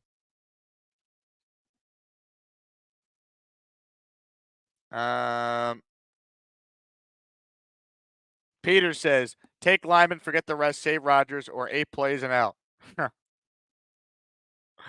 I love that. Gino, why would you move to New York? Well, I work for ESPN New York, Sirius XM, and ESPN National. Guess where they're based? Might have something to do with it, don't you think? I also run a Jet YouTube channel and plan on doing more listener events, tailgate events, and growing this business. So it's a lot easier to do that in New York than it is in Texas. Doesn't change the fact that it is way more expensive to live in New York.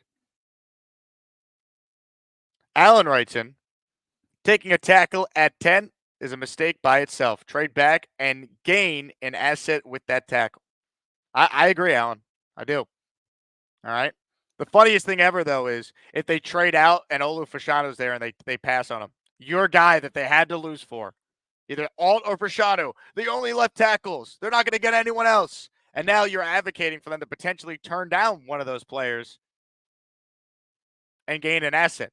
And it's funny because I agree with you. So I'm glad your opinion has been altered. But you went into this whole draft process back in January saying there's only 2 left tackles. And now, clearly, there's more than just 2 left tackles in this draft class. Fatano could play left tackle. Marius Mims could play left tackle. There are people who think that J.C. Latham can easily move over to left tackle because he's so athletic. So things change as the process goes on. But I agree with your premise. They should trade down and get an asset if possible. M. Lopez says, what happens to Ruckert? Bowers NFL comparison, please. I think Ruckert is on the team. Right now, he's tight end 2. If they took Bowers, I think maybe they could use Ruckert more in a fullback type of role to get him on the field. Bowers NFL comp, I mean, I heard someone say his floor is George Kittle. I mean, if you're taking him that high, he needs to be. Look, he can't be Travis Kelce. He might be the best tight end ever, but he needs to be like Mark Andrews, George Kittle. He needs to be that type of player right away. If you're taking a tight end at number 10. That's the bottom line. Edward says, it would be hysterical if they took a safety. For who? Who'd be laughing? Put me in Jet fan hell if they do that. If we don't get Tyrone Smith and shore up this goddamn offensive line, I'm done. This is bullshit. Everybody's praising Joe Douglas. I gotta tell you, I'm starting to get pissed. This is the difference between a winner and a goddamn loser. We're a bunch of losers. I'm tired of it. Tyrone Smith's sitting there. What does Joe Douglas say? Well, draw the line. I will give you $12 million. Wait, you're not going to pay the guy? What are you waiting for? Jesus Christ, I'm pissed. The funniest part of that video is they signed Tyron Smith later that day. Neil was so desperate for Tyrone. You have to laugh at that too. Neil just called him Tyrone. Too funny.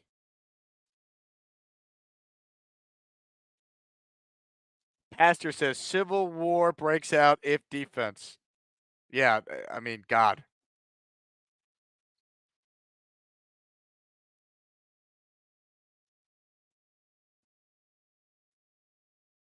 Brandon says, love the value of a second-tier wide receiver like Xavier Legette. Great value. We took him in our mock this morning. So, I like it.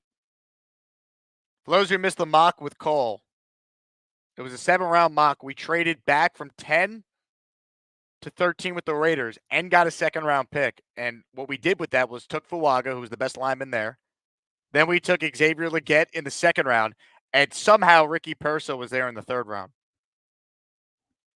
So I thought we had a good mock this morning. A lot of fans were encouraged by it. Like if the Jets doubled up on receiver, even if they traded out of 10 and got an extra third round pick, and they took 2 receivers in round 3, no issue with that. You could get a starting level receiver in the third round in this draft.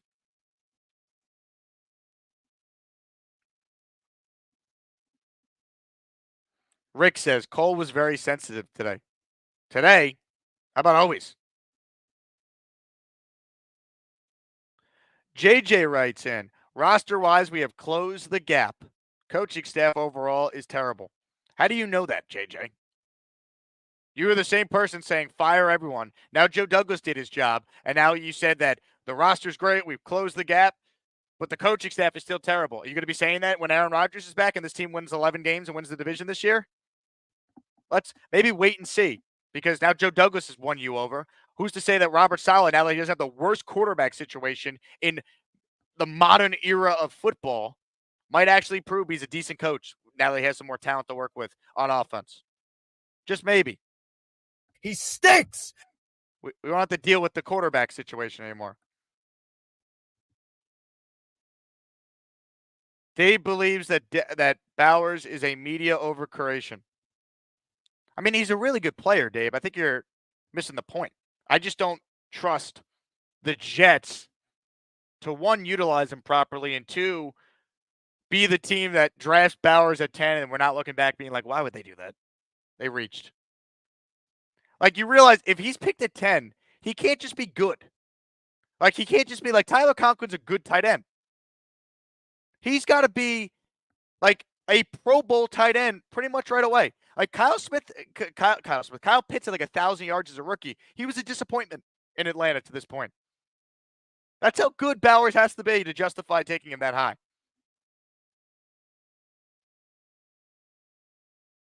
Steven says, Jake, I'm 63, and you're the only reason why I follow any of this all-season stuff. Thanks for the content. Steven, very kind of you, man. Appreciate you. Thanks for tuning in. Spread the word to your friends. Jets talk every day here on this channel. Gunny's checking in. Thanks for the invite, Jake. A blast talking Jets with you and the Jets fanatics. Thanks for joining us, Gunny. You're the best.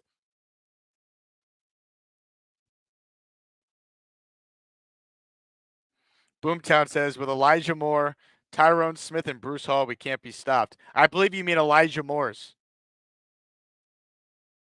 But yes, you're right.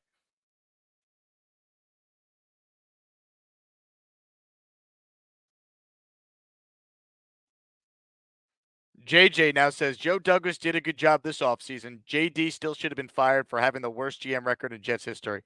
No, he shouldn't have been. He missed on quarterback. That's why the record is bad. All right?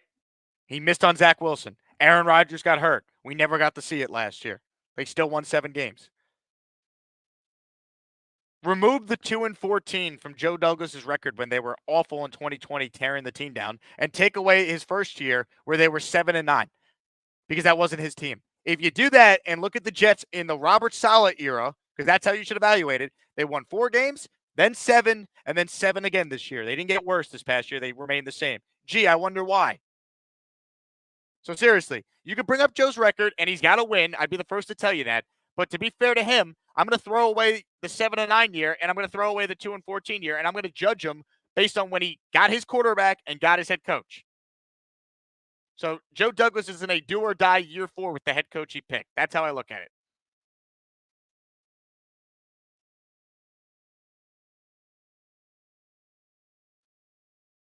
Jeffrey says, I find JJ's lack of faith disturbing. Huh. Jets Johnny says, I want to gift memberships but can't help. You have to hit the money sign, and then you could gift memberships to members. It's like you're sending a super chat, but hit gift memberships. Rick already gifted 10. He made it rain, folks.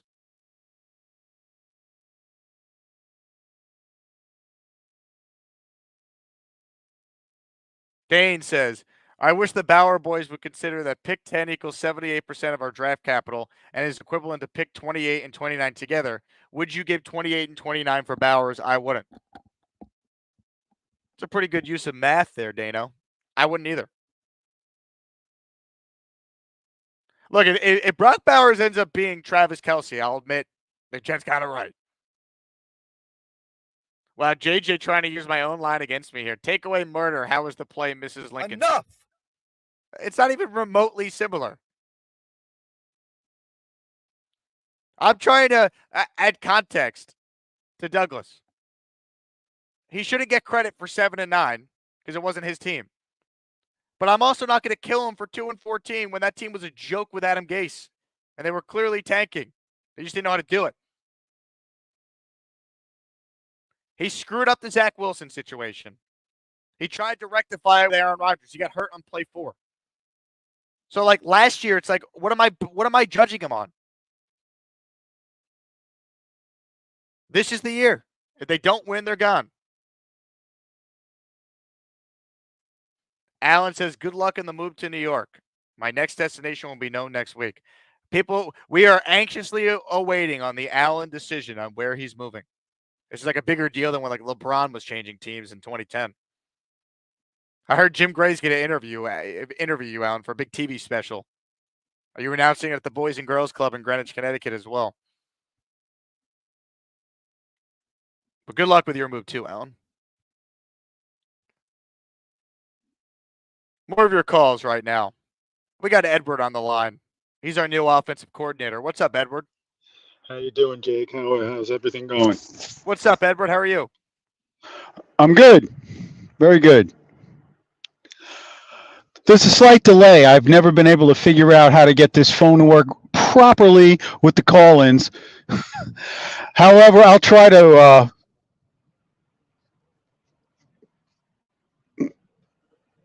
go ahead. Anyway, I think that we're going to be pretty good this year, and we're probably not going to have really good draft position next year. So that's why I want to trade back twice to get as much capital as we can for trade purposes.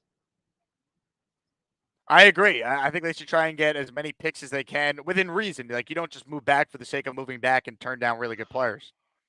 I'm talking about going from like 10 to 14 and then maybe 14 to 20. I still think there'll be quality players at that position that we need. If you stay in the teens, I'm confident you could get a really good receiver and a good tackle.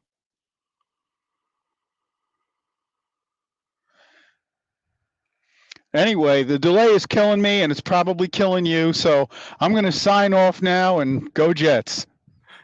Edward, well done, sir. Love a guy with some self-awareness. I appreciate you, Edward. Thanks for calling in, man. It might just be your internet, man. Try calling in not from your phone. Call in from your laptop or desktop one day. I have a funny feeling that will work better. Big fella writes in, Chad Reuter says we're taking Bowers. I called BS. How would he know, big fella? He's just guessing like everyone else.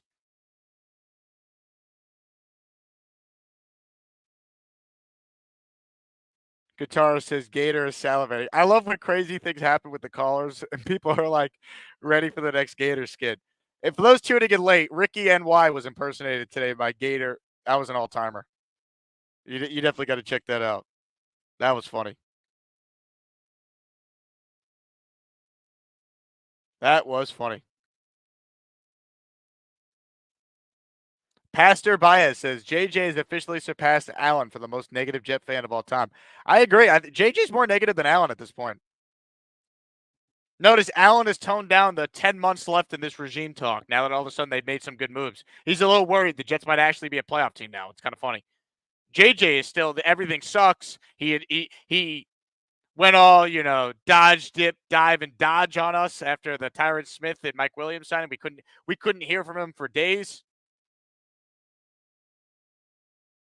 I think JJ is the most negative regular caller on the show now. The funniest thing is he's a season ticket holder, so he pays good money for this. Big fella says, loving all the new callers on the show. I want to start a new segment. We'll start it this weekend, maybe. I want to do a show where we only get first-time callers to call in. Like one show, and we encourage people that have never called before to call in. That's what I want to do. A full show of just first-time, long times. I love that.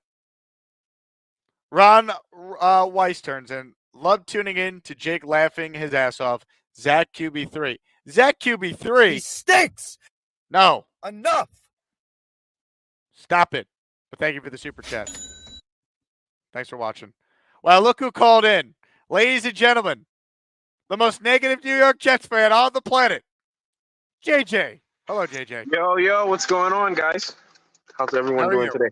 You know, it's like really How's pissing your me off. Friday? Is there gonna be any smile, any laughter in your life today, JJ? Can we help? There we go. I'm in a great mood. But you know what's actually really pissing me off? Everyone keeps saying, oh, JJ officially surpassed Allen as the most negative Jets fan. I've been calling in way before Allen, and I've been sharing these sentiments before Allen ever even found the show. So stop comparing me to Allen. Me and Allen are two different people. Allen is a great guy. I love him. But stop. Oh, JJ surpassed Allen. What are we talking about here? Real quick, I do want to say I'm happy with what JD did this offseason. I think he did a great job. But that doesn't negate the fact that he has the worst record as a GM in Jets history. So yes, he had a great draft where he drafted the rookie defensive player of the year, the rookie offensive player of the year. That was awesome. I'm glad he did it. Those are two great studs. He also got us Breece Hall. But he's also drafted a whole bunch of terrible other players, and he's also signed a whole bunch of other free agents that ended up sucking. So I'm just being realistic. I'm not going to say that. Here's the thing. Being a general manager in the NFL is a very hard thing. And I said this before.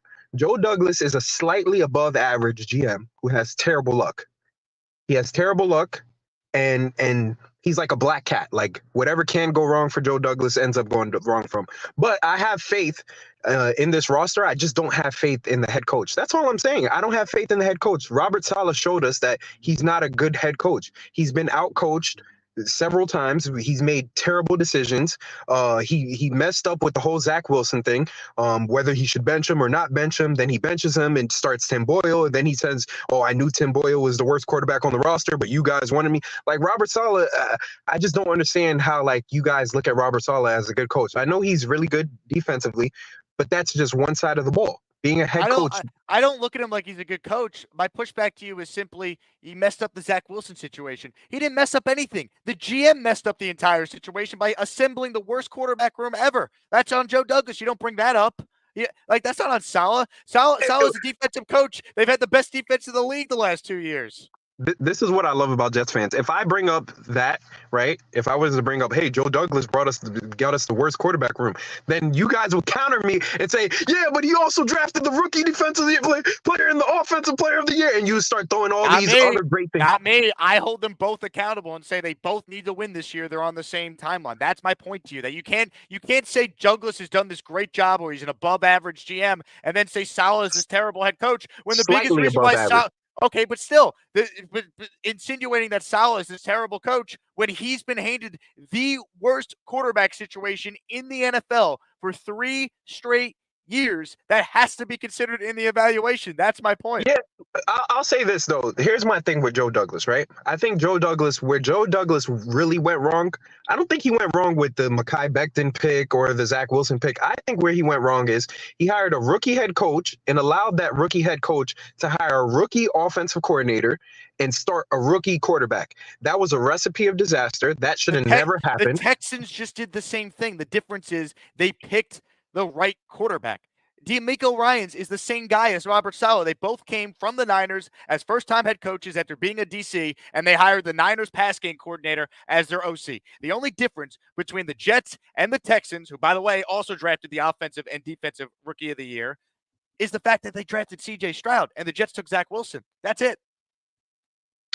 I disagree with you. What's different? Tell me what's different. I covered the Texans for 5 years. I talked about them every day on the radio. They had the worst record in the NFL since 2020 until this year. What magically changed? Here's why I disagree with you. I disagree with you because the wide receiver core that the Texans had for what's his name? C.J. Stroud. The wide receiver core that C.J. Stroud had his first year is light years above the wide receiver core Zach Wilson had. The offense in total, the offensive weapons that C.J. Stroud had this first year are way better than the offensive weapons that Zach Wilson had his first year. Zach Wilson sucks. But it's not just C.J. Stroud that was better. They had a better offensive line than we did Zach Wilson's first year. Better receiving core, damn near a better running back room. Overall, their whole offense they had better offensive talent on the team. Now do year 2 and year 3 and what the Jets gave Zach Wilson, and he still was god-awful. Yeah, but we're talking about year 1. If we compare year 1 of the Texans with C.J. Stroud versus year 1 of Zach Wilson with the Jets, C.J. Stroud had a better supporting cast than Zach Wilson did. Now, that's not excusing Zach Wilson. But that's not relevant to what we're having this conversation with Robert Saleh. Like, my point is to you, like the quarterback situation will destroy you as a coach if the roster's not good. When they added more talent in year 2 and year 3 to Zach Wilson, they won 3 more games each season than they did in year 1. The difference with the Texans and the Jets is C.J. Stroud is really, really damn good. So the Texans went from a team that was picking number 2 in the draft in 2023 to now a team that actually won a division and won a playoff game. Like, my point is the roster could be improved, but if you don't have the quarterback or your quarterback is not just average, but historically bad, it is tough to overcome that. That's the whole point I'm trying to make to you. I agree that it's tough to overcome. I also agree that so what should the Jets record have been? If Saleh is like this, if he was a great coach, what should the Jets record have been the last? 11-5. 11-5, and we would have made the playoffs. Name me the coach that, other than I guess Mike Tomlin. Okay, yes, Robert Saleh is not a Hall of Fame head coach. That would have had the Jets. Stefanski did a wonderful job, but we can't even compare what they were dealing with compared to the Jets. Like Joe Flacco came Kevin Stefanski had his entire offensive line out. They never lost their interiors. They lost their tackles. They also still had Deshaun Watson, I think, for 7 or 8 games. The Jets only had Rodgers for 4 plays. And but Deshaun Watson is a shell of himself. All I'm saying, hear me out, Jake. All I'm saying, as Flacco was with the Jets, he still was better than any time we saw Zach Wilson play with the Jets. Yes, so it's like they never had a quarterback ever. But okay, last thing. I just want to say this, right? Because I can't wait for your defense of this. We had Joe Flacco. Yeah. Robert Saleh had Joe Flacco. He won 1 game with him and lost how many? How many did we lose with? I think 2 or 3. So either way, even when we had Joe Flacco, even when we had Mike White, Joe Flacco's not good. They were able to do more with him, obviously, because the Browns were a better team. Like, we know the Browns are better offensively coached. Stefanski's an offensive guy. The problem is To get Aaron Rodgers, you had to hire Nate Hackett. We know Hackett's not any good, but he's the Adam Gase figure in this role where he gets, Gase got paid in his coffee. It's the same thing. You're right. Stefanski's a better coach than Sal. I'm not arguing that. My point is, I don't think we could just, if you want the Jets to win this year, the biggest reason why Sal is in a spot where he has to win is because the GM who hired him also took Zach Wilson, which screwed the franchise, unfortunately. That's my point to you. They're connected. If we would have fired Robert Saleh and hired Mike Vrabel and keep Jeff Ulbrich as the defensive coordinator, hire Mike Vrabel. Jeff Ulbrich's leaving. He's saying, see ya. He would have went to the Niners. The Eagles would have hired him as their DC. Green Bay would have hired him. You were not going to be able to hire Vrabel and then keep Jeff Ulbrich. He would have opportunities to go elsewhere. Okay, but do you agree or disagree that if we had Jeff Ulbrich as the head coach of the New York Jets right now today, we would be a lot more confident in us going to at least the AFC Championship, if not the Super Bowl? No, Jeff Ulbrich is the. So I'm sorry, not Jeff Ulbrich. Sorry, not Mike Vrabel. If Mike Vrabel was the head coach, would you not be more confident in this team and be like, yo, yeah, we definitely have a chance to make it to the AFC Championship, if not the Super Bowl, as opposed to Robert Saleh? Yeah, but you're throwing out scenarios that were never going to happen. They were never going to hire Mike Vrabel. Yeah, because they're tied to the hip with Robert Saleh. So right, I mean, that's how it should be. Why does Joe Douglas get to hire another coach when the biggest reason why he's the greatest? Because in the words of Dre, please Dre, call in and remind Jake Asman that Joe Douglas, according to Dre, is the greatest GM of all time. You don't get to use one fan's opinion and say that he speaks for the entire fan base. Dre is like the greatest Jake Asman caller fan, Jet fan of all time. I mean, if Dre said, Dre and Mr. Bonesy, where's Mr. Bonesy? B-Man calls in, and we don't know what he's saying half the time. He doesn't speak for the fan base. Like B-Man, Dre, Mr. Bonesy speaks for the fan base. They said do not that. Speak for the entire fan base. I have 37,000 subscribers. You best believe we're not letting V-Man, Mr. Bonesy, Neil speak for everybody. That is a ridiculous argument you're trying to make. Well, I'm telling you, if they had to pick between Joe Douglas and Robert Saleh, they're picking Joe Douglas three times every time they get the opportunity. Joe Douglas it shouldn't be tied to the hip with Robert Saleh. I personally, and this is going to sound crazy, I personally think that even if Robert Saleh has a bad year, they should fire Robert Saleh and keep Joe Douglas and let him pick one more coach. You might as well, because he's shown us he's a slightly above average GM, and he's shown us that he's just had bad luck. He had bad luck with Zach Wilson, bad luck with Mekhi Becton. How do you know that Robert Saleh can't be a good coach now that he has Aaron Rodgers back and incredible backup? How do you know? We're gonna see. JJ, do you not agree that they would have made the playoffs this past year if Tyrod Taylor was their backup? Like, do you really they won 7 games? You talk about Robert Saleh like this team won 3 games this past year. They won 7. They have the 3rd-ranked defense in football by DVOA, number 1 by PFF. They have a top 5 special teams unit. They have legitimate talent, but they had a historically bad quarterback room that was put together by a guy that you're anointing as someone who should get to hire another head coach, even though he hasn't won anything yet. So that doesn't make any sense to me. It doesn't jive. They both are on the same timeline, and they both need to win. I understand what you're saying, but Joe Douglas has done enough. He's done enough to show me that he's a competent GM. He's not a great GM, but he's a competent GM. Robert Saleh, at no point in time have I watched this team and thought to myself, oh my God, Robert Saleh is a top 10 head coach in this league. You would even agree with me. Robert Saleh is not a top 10 head coach. So I don't want to just how many games did Mike Vrabel win last year? Yeah, but Mike Vrabel had a different circumstances. He had very similar circumstances to what Robert Saleh had. He was on his third quarterback. Mike Vrabel has been to an AFC championship. Mike Vrabel. My point is, he went to an AFC championship game when Ryan Tannehill was healthy and Derrick Henry was the MVP of the league. Yeah, but do you think talent, man? Bill Belichick is missing. I can't do it. We're going in circles. I appreciate you, JJ. Got me fired up. I agree with you. Mike Vrabel is better than Robert Saleh as a head coach, but you still need talent, man. How's Belichick done without Brady? How's that looking? How can we sit here and say that there's no path for Robert Saleh to be a good coach now that he has a good quarterback? It's hand in hand. Players play for him. He's an expert on his side of the ball.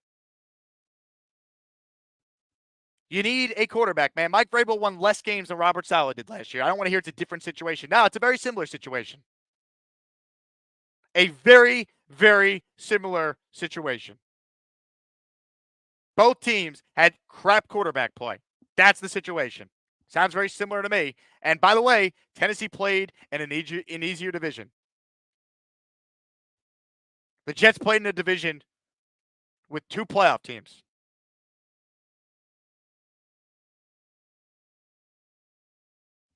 Crazy to me. I mean, it's like, oh, Joe Douglas is proven he's an above-average GM. He should get to hire another coach. They make the playoffs if Joe Douglas got a better backup quarterback a year ago. If they had Gardner Minshew signed and cut Zach Wilson last year or traded him when he still had some value, now he's got nothing. They make the playoffs last year as bad as things were.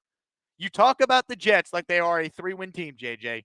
They won 7 games. And if they had average quarterback play, they could probably win that Patriot game a year ago at MetLife. They definitely win one of the either Raider or Charger game.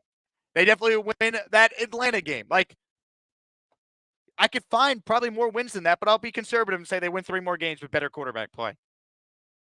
That's 10-7. I mean, it's crazy to me. The point on Stefanski is fair, but he's also an offensive coach. I can't expect Robert Saleh to be an offensive guru.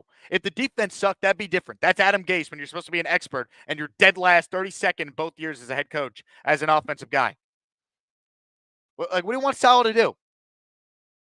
They had to hire Hackett to get Rodgers. We know Hackett stinks, but Rodgers loves him. You got to deal with it. What do you want him to do? Like, seriously, I'm not going to sit here and say Robert Saleh is Vince Lombardi. He's not. The best thing I could say about this head coach is it's incomplete. But can we stop acting as if he is somehow Gase or Kotite? Because he's not. We go way too far with the Saleh criticism. And then the Joe Douglas fanboys act like he's like the greatest gift to, this city. And it's insane. And I like Joe Douglas, but could we stop? The reason why this team has missed the playoffs is because he drafted Zach Wilson 2nd overall and refused to move on from him. Big fella. JJ, if you could dodge a wrench, you could dodge a ball. He called in. I'll give him credit. Jets Johnny. Can't figure out gifting membership, so here's some Chipotle neighbors for the win. I love it. I love it. Dom writes in, JJ's annoying, bro. Root for the Giants or something. Dude is never happy. How can you call in negative when all these good moves are being made? That's JJ, man. Guitarra says, please just shadow realm JJ. Enough! I will say, JJ has earned me some Chipotle tonight with these super chats. JR says, JJ's toxic and likes to argue. Please move on. Dano writes in, I'm fair. I dislike Allen and JJ equally. Bonesy equals king. The craziest part of his argument is trying to act like the callers on the show speak for the entire fan base. Have you met some of our callers? And I love all our callers. But the idea that, we're somehow going to let every caller who calls the show as like that's the end-all be-all for this fan base is lunacy. That's insane behavior. We're going to let this guy speak for all of us? It's time for another V-Man call. Hopefully he no sleeping. Adios mio.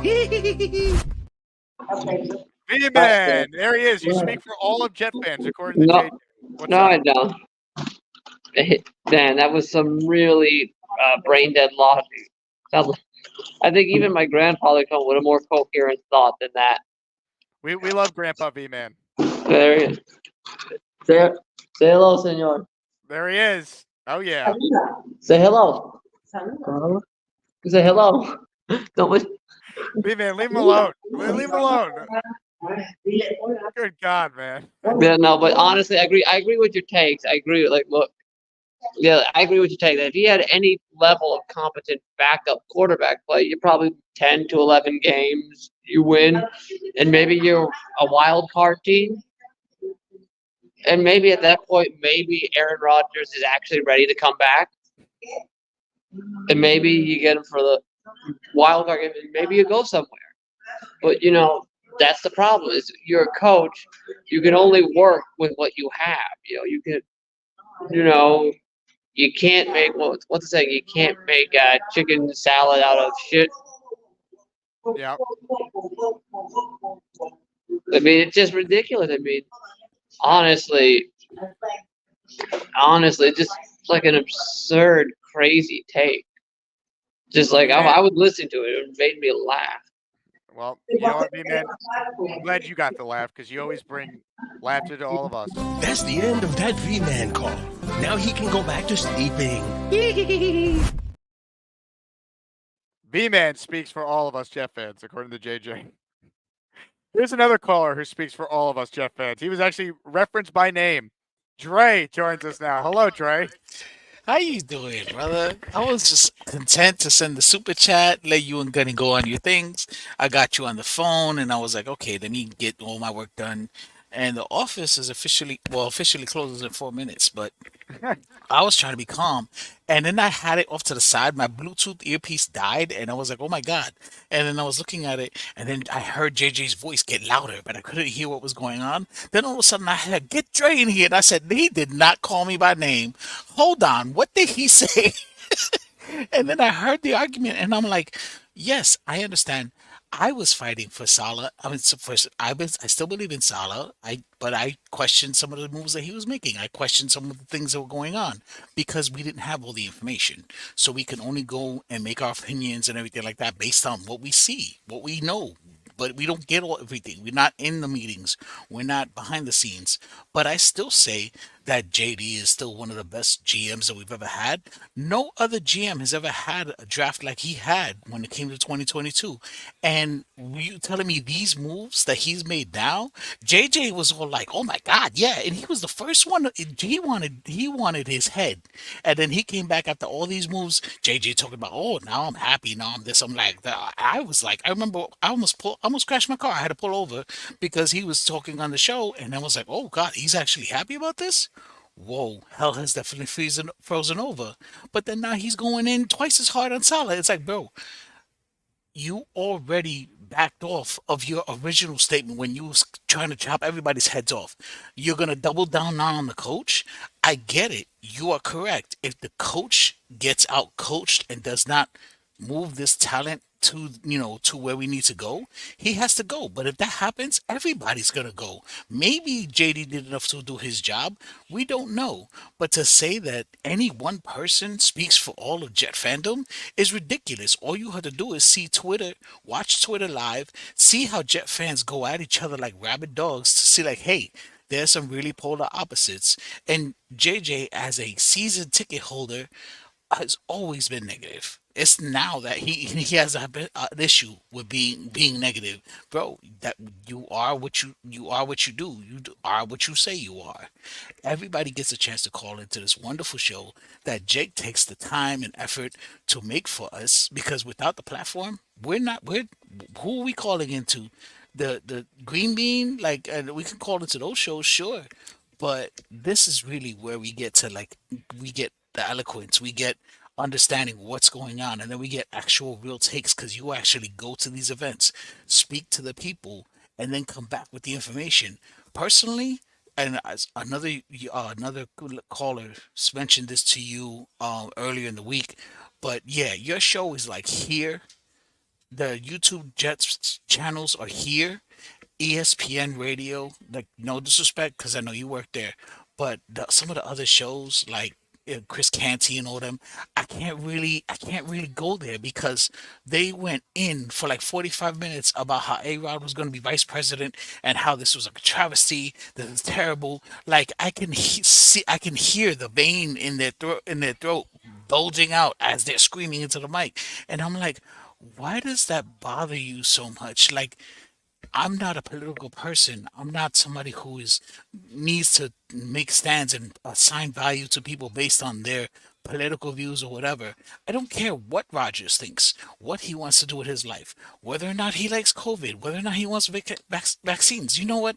I don't care about those things. We just want him to play football, Dre. I'm with you, man. Exactly. So it's like I appreciate you calling him, man.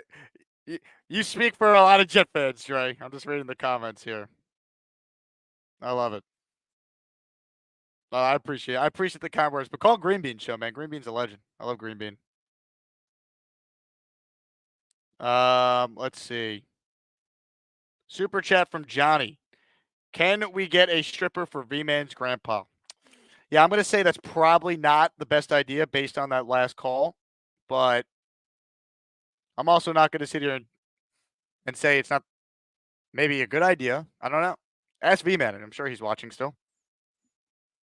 Big Fellow writes in with a super chat.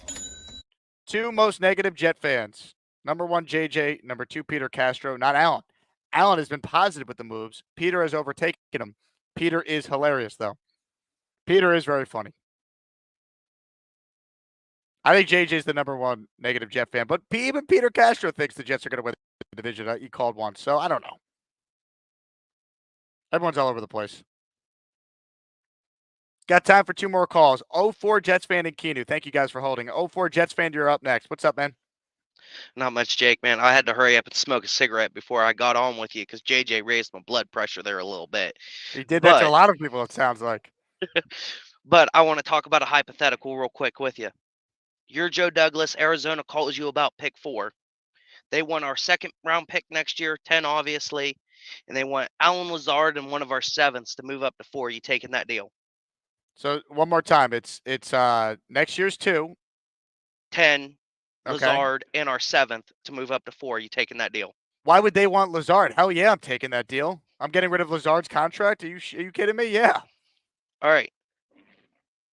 The New England Patriots pull the ultimate screw the Jets move.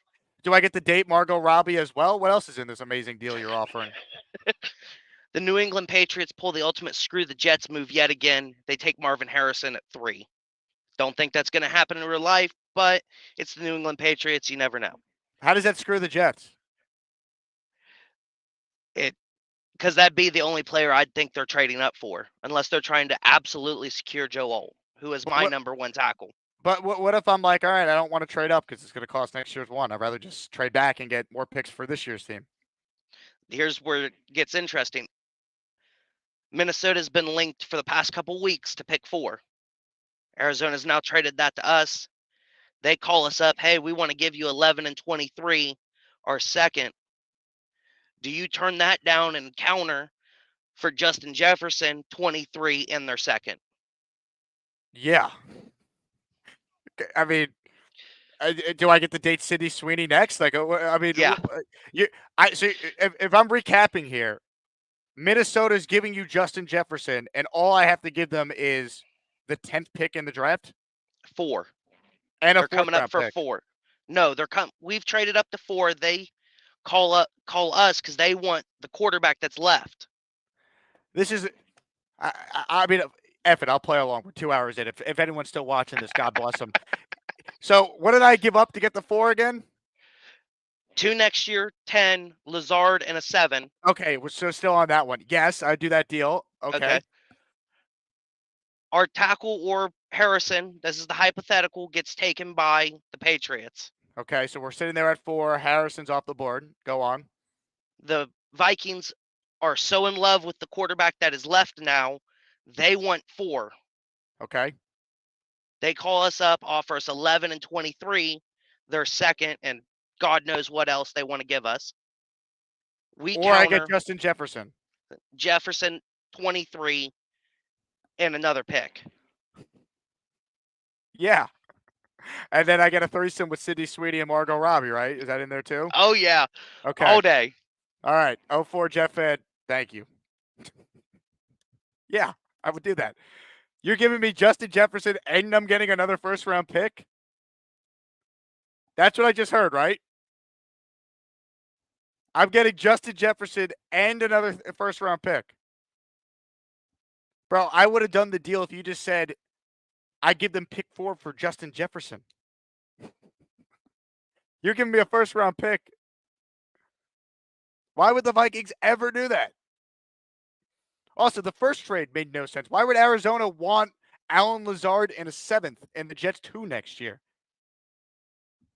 That was the greatest call of the day. All right? Forget the JJ debate. That was. And I get Margot Robbie. I mean, where do I sign? Where the hell do I sign for that? Oh, my God. I'm going to lose my gosh darn bananas. That's going to be me if that deal happens. Super chat from Michael. Doesn't Clowney like Taylor ham, egg, and cheese? Clowney's from the South, man. I think barbecue should have been sent. He still lives in Houston in the offseason. And he went to South Carolina. JR Jet with a super chat for us. Saying Dre speaks for all Jet fans is like saying NYJ Matt is now our new assistant GM and a breakfast sandwich will land Devontae Adams. I'll tell you what, there's a better chance of that happening than our last caller's ridiculous trade scenarios, but I'll entertain it. Hit the like button if you like the idea of the Jets getting Justin Jefferson for nothing. Ben super chats us, and it's a big time super chat. 10 buckaroos, baby. Show me the money. Show me the money! Money, money, money. Sign as many injury-prone O-linemen as possible. In JD, we bust. Well, I mean, there's a difference between signing Tyron Smith to a one-year deal for $6.5 million and then signing David Bakhtiari to a one-year deal for $3 million. Like, the whole point is to add as much depth as possible so when the injuries do happen, you're in a good position. That's the whole point. I mean, Joe Douglas should still continue to add depth to the O-line, and that could happen in the draft. I hope it's at 10 or in a trade back. That's the point. JJ is back for more, baby. Yeah. Number one, Joe Douglas should have been fired after last season. I didn't switch up. Number two, JD has had a good offseason so far. Salah is terrible. Number four, V-Man and Dre speak for all of you. Number five, I think we can win the division. This is the most inconsistent, hypocritical super chat I've ever seen. So now you're basically saying that if they win the division, Robert Saleh is going to get no credit because you're going to say you just think the roster's so good. That's basically what you're telling me, right? That now Robert Saleh can't even get any credit if they win the division this season because he's terrible. Like, you got to be trolling at this point, JJ. I just this doesn't make any sense. But I will gladly take the super chat because I'm a capitalist. Kidu, you're a final caller on this wild whirlwind of a show. What's up, Kidu? That JJ guy's an idiot, dude.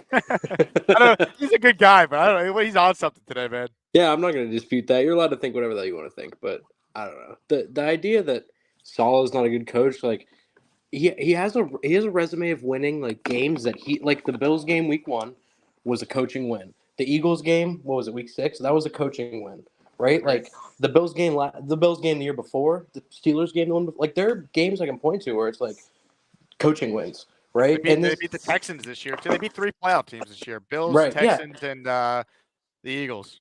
And a lot of them are coaching wins too. Like if you think about the Bills games, the Eagles game, even the Chiefs game, like those are games where like coaching is what won us the game or kept us in the game when the quarterbacks didn't. And the Joe Douglas hate that he gave, like, listen, there are plenty of things that we could hate on Joe Douglas for, but every franchise in the league is desperately trying to find a quarterback if they don't have one. And Joe Douglas built Aaron Rodgers here. That is something I can't say for most general managers in the league, right? You're saying you cut off there, Keener. You're saying Joe Douglas got Aaron Rodgers? Yeah, he built a roster that lured Aaron Rodgers here, and most general managers in the league can't say that. Most general managers can't build a roster that brings a quarterback here. Everyone's trying to get a quarterback. He was able to get one here by building this roster the way he did. So, yeah, he's made some mistakes. He isn't perfect, but no general manager is. He's done a good job, and there's things that we could point to where it's like, yeah, he's not a perfect general manager, but he's done more than a fine job to get us. We have a window right now to win a Super Bowl because of him. Sure. I agree. And they got to win this year because this head coach has been given an opportunity now with a real quarterback and a real backup quarterback and an improved O-line that there's time to win. Otherwise, the record speaks for itself. The record's horrible. I'm not a solid truther or a JD truther. They got to prove it. But this is all a moot point if they don't go out and win this year, because then we'll all be eating our words and it'll be fact that he was a bad coach. But I don't think that's the case. When you have the worst quarterback ever, I cannot name a single other coach in the history of the NFL that won 7 games back-to-back years without a quarterback. I think Tomlin's the only comp, but like his quarterbacks, they're not good, but they're like significantly better than Zach Wilson. Way better than Zach. Tim Boyle, yeah. Mm-hmm. That's the only thing. Like, obviously Tomlin's a wizard, but the truth is, like, Kenny Pickett's 2 tiers at least above Zach Wilson. Zach He Wilson's not even a stinks. top 32 quarterback in the league. That's how bad it's been. No, the Wilson truthers have now resided to calling Zach Wilson the best QB3 in the league. That's where we're at now. Congrats to the Wilson truthers. You did it. Someone, I had to mute someone on Twitter because they were tweeting me that I'm the reason. This is how crazy these morons are. I'm the reason that Zach Wilson hasn't been traded because I, with my YouTube platform, devalued Zach Wilson. I'm the reason why the Jets can't get anything for him. Not the fact that he has been historically one of the worst quarterbacks in the modern era of football. It's me, a Jet YouTuber, as the reason why Zach Wilson's value has been depreciated. Sorry, folks. Blame me. Wild. I'll tell you what, Joe Douglas gets anything for Zach Wilson, man. Maybe he should get to hire another head coach if Robert Saleh proves he ain't it. Unbelievable. All right, 2-hour show. Didn't think it'd be this long. But hey, it's a Friday. We had fun. If you had fun along the way, I hope you hit the like button and subscribe to the channel. We're approaching 37,000 subscribers. And you could join the Patreon as well. We'll give you your shout out on the next show. And obviously, we're going to continue to put bonus content there, Discord access, the whole thing. I'm going to go watch the NCAA tournament. I got the 4 screens going here on the YouTube TV. So hopefully your brackets are still intact. Shout out to everyone that's playing our Jake Asman Show bracket challenge as well. All right. Thank you all for your support. Enjoy the weekend. We have a show planned tomorrow. I got my guy, Ty Butler from ESPN New York, big Jet fan, coming on with me. So be on the lookout for that. That's going to be roughly around, I think, 12:30 Eastern. We're going to go live with that. So can't wait. Excited to see that one. And you know what? Speaking of Zach Wilson, let's go back to probably the most famous rant I've ever had in the history of this show. Here is the infamous rant after the Thursday night football game against the Jags. I'll talk to you guys soon. Jets, Jets, Jets. Well, we start with the quarterback. All right, I'm going to get into it. We'll take your calls. I'm sure the Zach truthers will try and make excuses for Zach Wilson. Enough. He sucked. He was god-awful. And tonight was Zach Wilson's last start as the Jet quarterback ever. Barring injury, he's done. I'm sorry. I hate saying it. It's not personal. He seems like a nice kid. He's not the answer. He's not. Sorry. I don't want to hear any other takeaway from this game. You want to blame the offensive line? Sure, blame them. They were not good tonight. You want to blame the defense? That's the laziest take, and we're not allowing it. The defense allowed 19 points. That's a bad effort. They're on the field the entire game because this quarterback stinks. And I like Zach Wilson. I've defended Zach Wilson. I've tried to be patient with Zach Wilson, but it's enough. Zach Wilson truthers, he stinks. The guy is terrible. He stinks. All right? Stop defending him. He's got the lowest passer rating in the NFL this season. The lowest completion percentage in the NFL this season. He had the lowest passer rating in the NFL last season. He had the lowest completion percentage in the NFL last season. He hasn't gotten better. I was patient with Zach because he does have talent. Because he does have potential. But it's not working. It is not working. He is not the guy. This team is too good to be 7-8. All right, this defense had a, quote, bad game. They gave up 19 points. 19! And how dare the defense do anything? Come on, man. The quarterback stinks. He's not the guy. He has not improved. He has not gotten better. He is the same quarterback we saw last year. I defended him last year because we saw flashes. You see that from rookies. Then they get better. You know who got better? Trevor Lawrence got better. All right, watching some of the throws he made tonight. You know who got better? Justin Fields got better. Zach Wilson hasn't gotten better, period. You need your quarterback to make plays. They had 3 points against a Jaguars defense that allows over 23 a game. They're a bottom third defense. You're at home. Your season's on the line. And you scored 3 freaking points. Enough. I'm not dealing with the Zach Wilson truthers. If you're a Zach Wilson truther, you're out. You're not on the show. You're gone. We're not doing it. If your takeaway from this game is not that the quarterback is holding this team back, I don't know what to tell you. I can't help you. Seek help. I know I need help because I sat in MetLife and I'm going to have pneumonia from this garbage. Enough. I'm tired of it, man. This team is too good to be 7-8. They were 6-3. I'm tired of it, man. I'm tired of it. They have everything in place besides a franchise quarterback. And I don't know if Mike White's the guy, but I know he gives the team a better chance to win the last two. And then I'll bring him back, and I'll bring in Jimmy Garoppolo, or I'll beg for Aaron Rodgers to come here, or I'll beg Derek Carr to come here. I don't know, but I do know the answer is not you run it back with Zach Wilson because, Jake, he needs more time. Enough. He's not playing well. He's playing awful right now. And the second any quarterback comes in, the offense magically looks better. Explain that. Oh, but it's Mike LaFleur's fault. Stop. You're embarrassing yourself. Enough.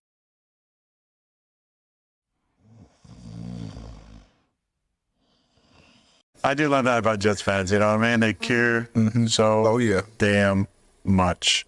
And this has been a shit season for sure. But we will be back. Hell yeah.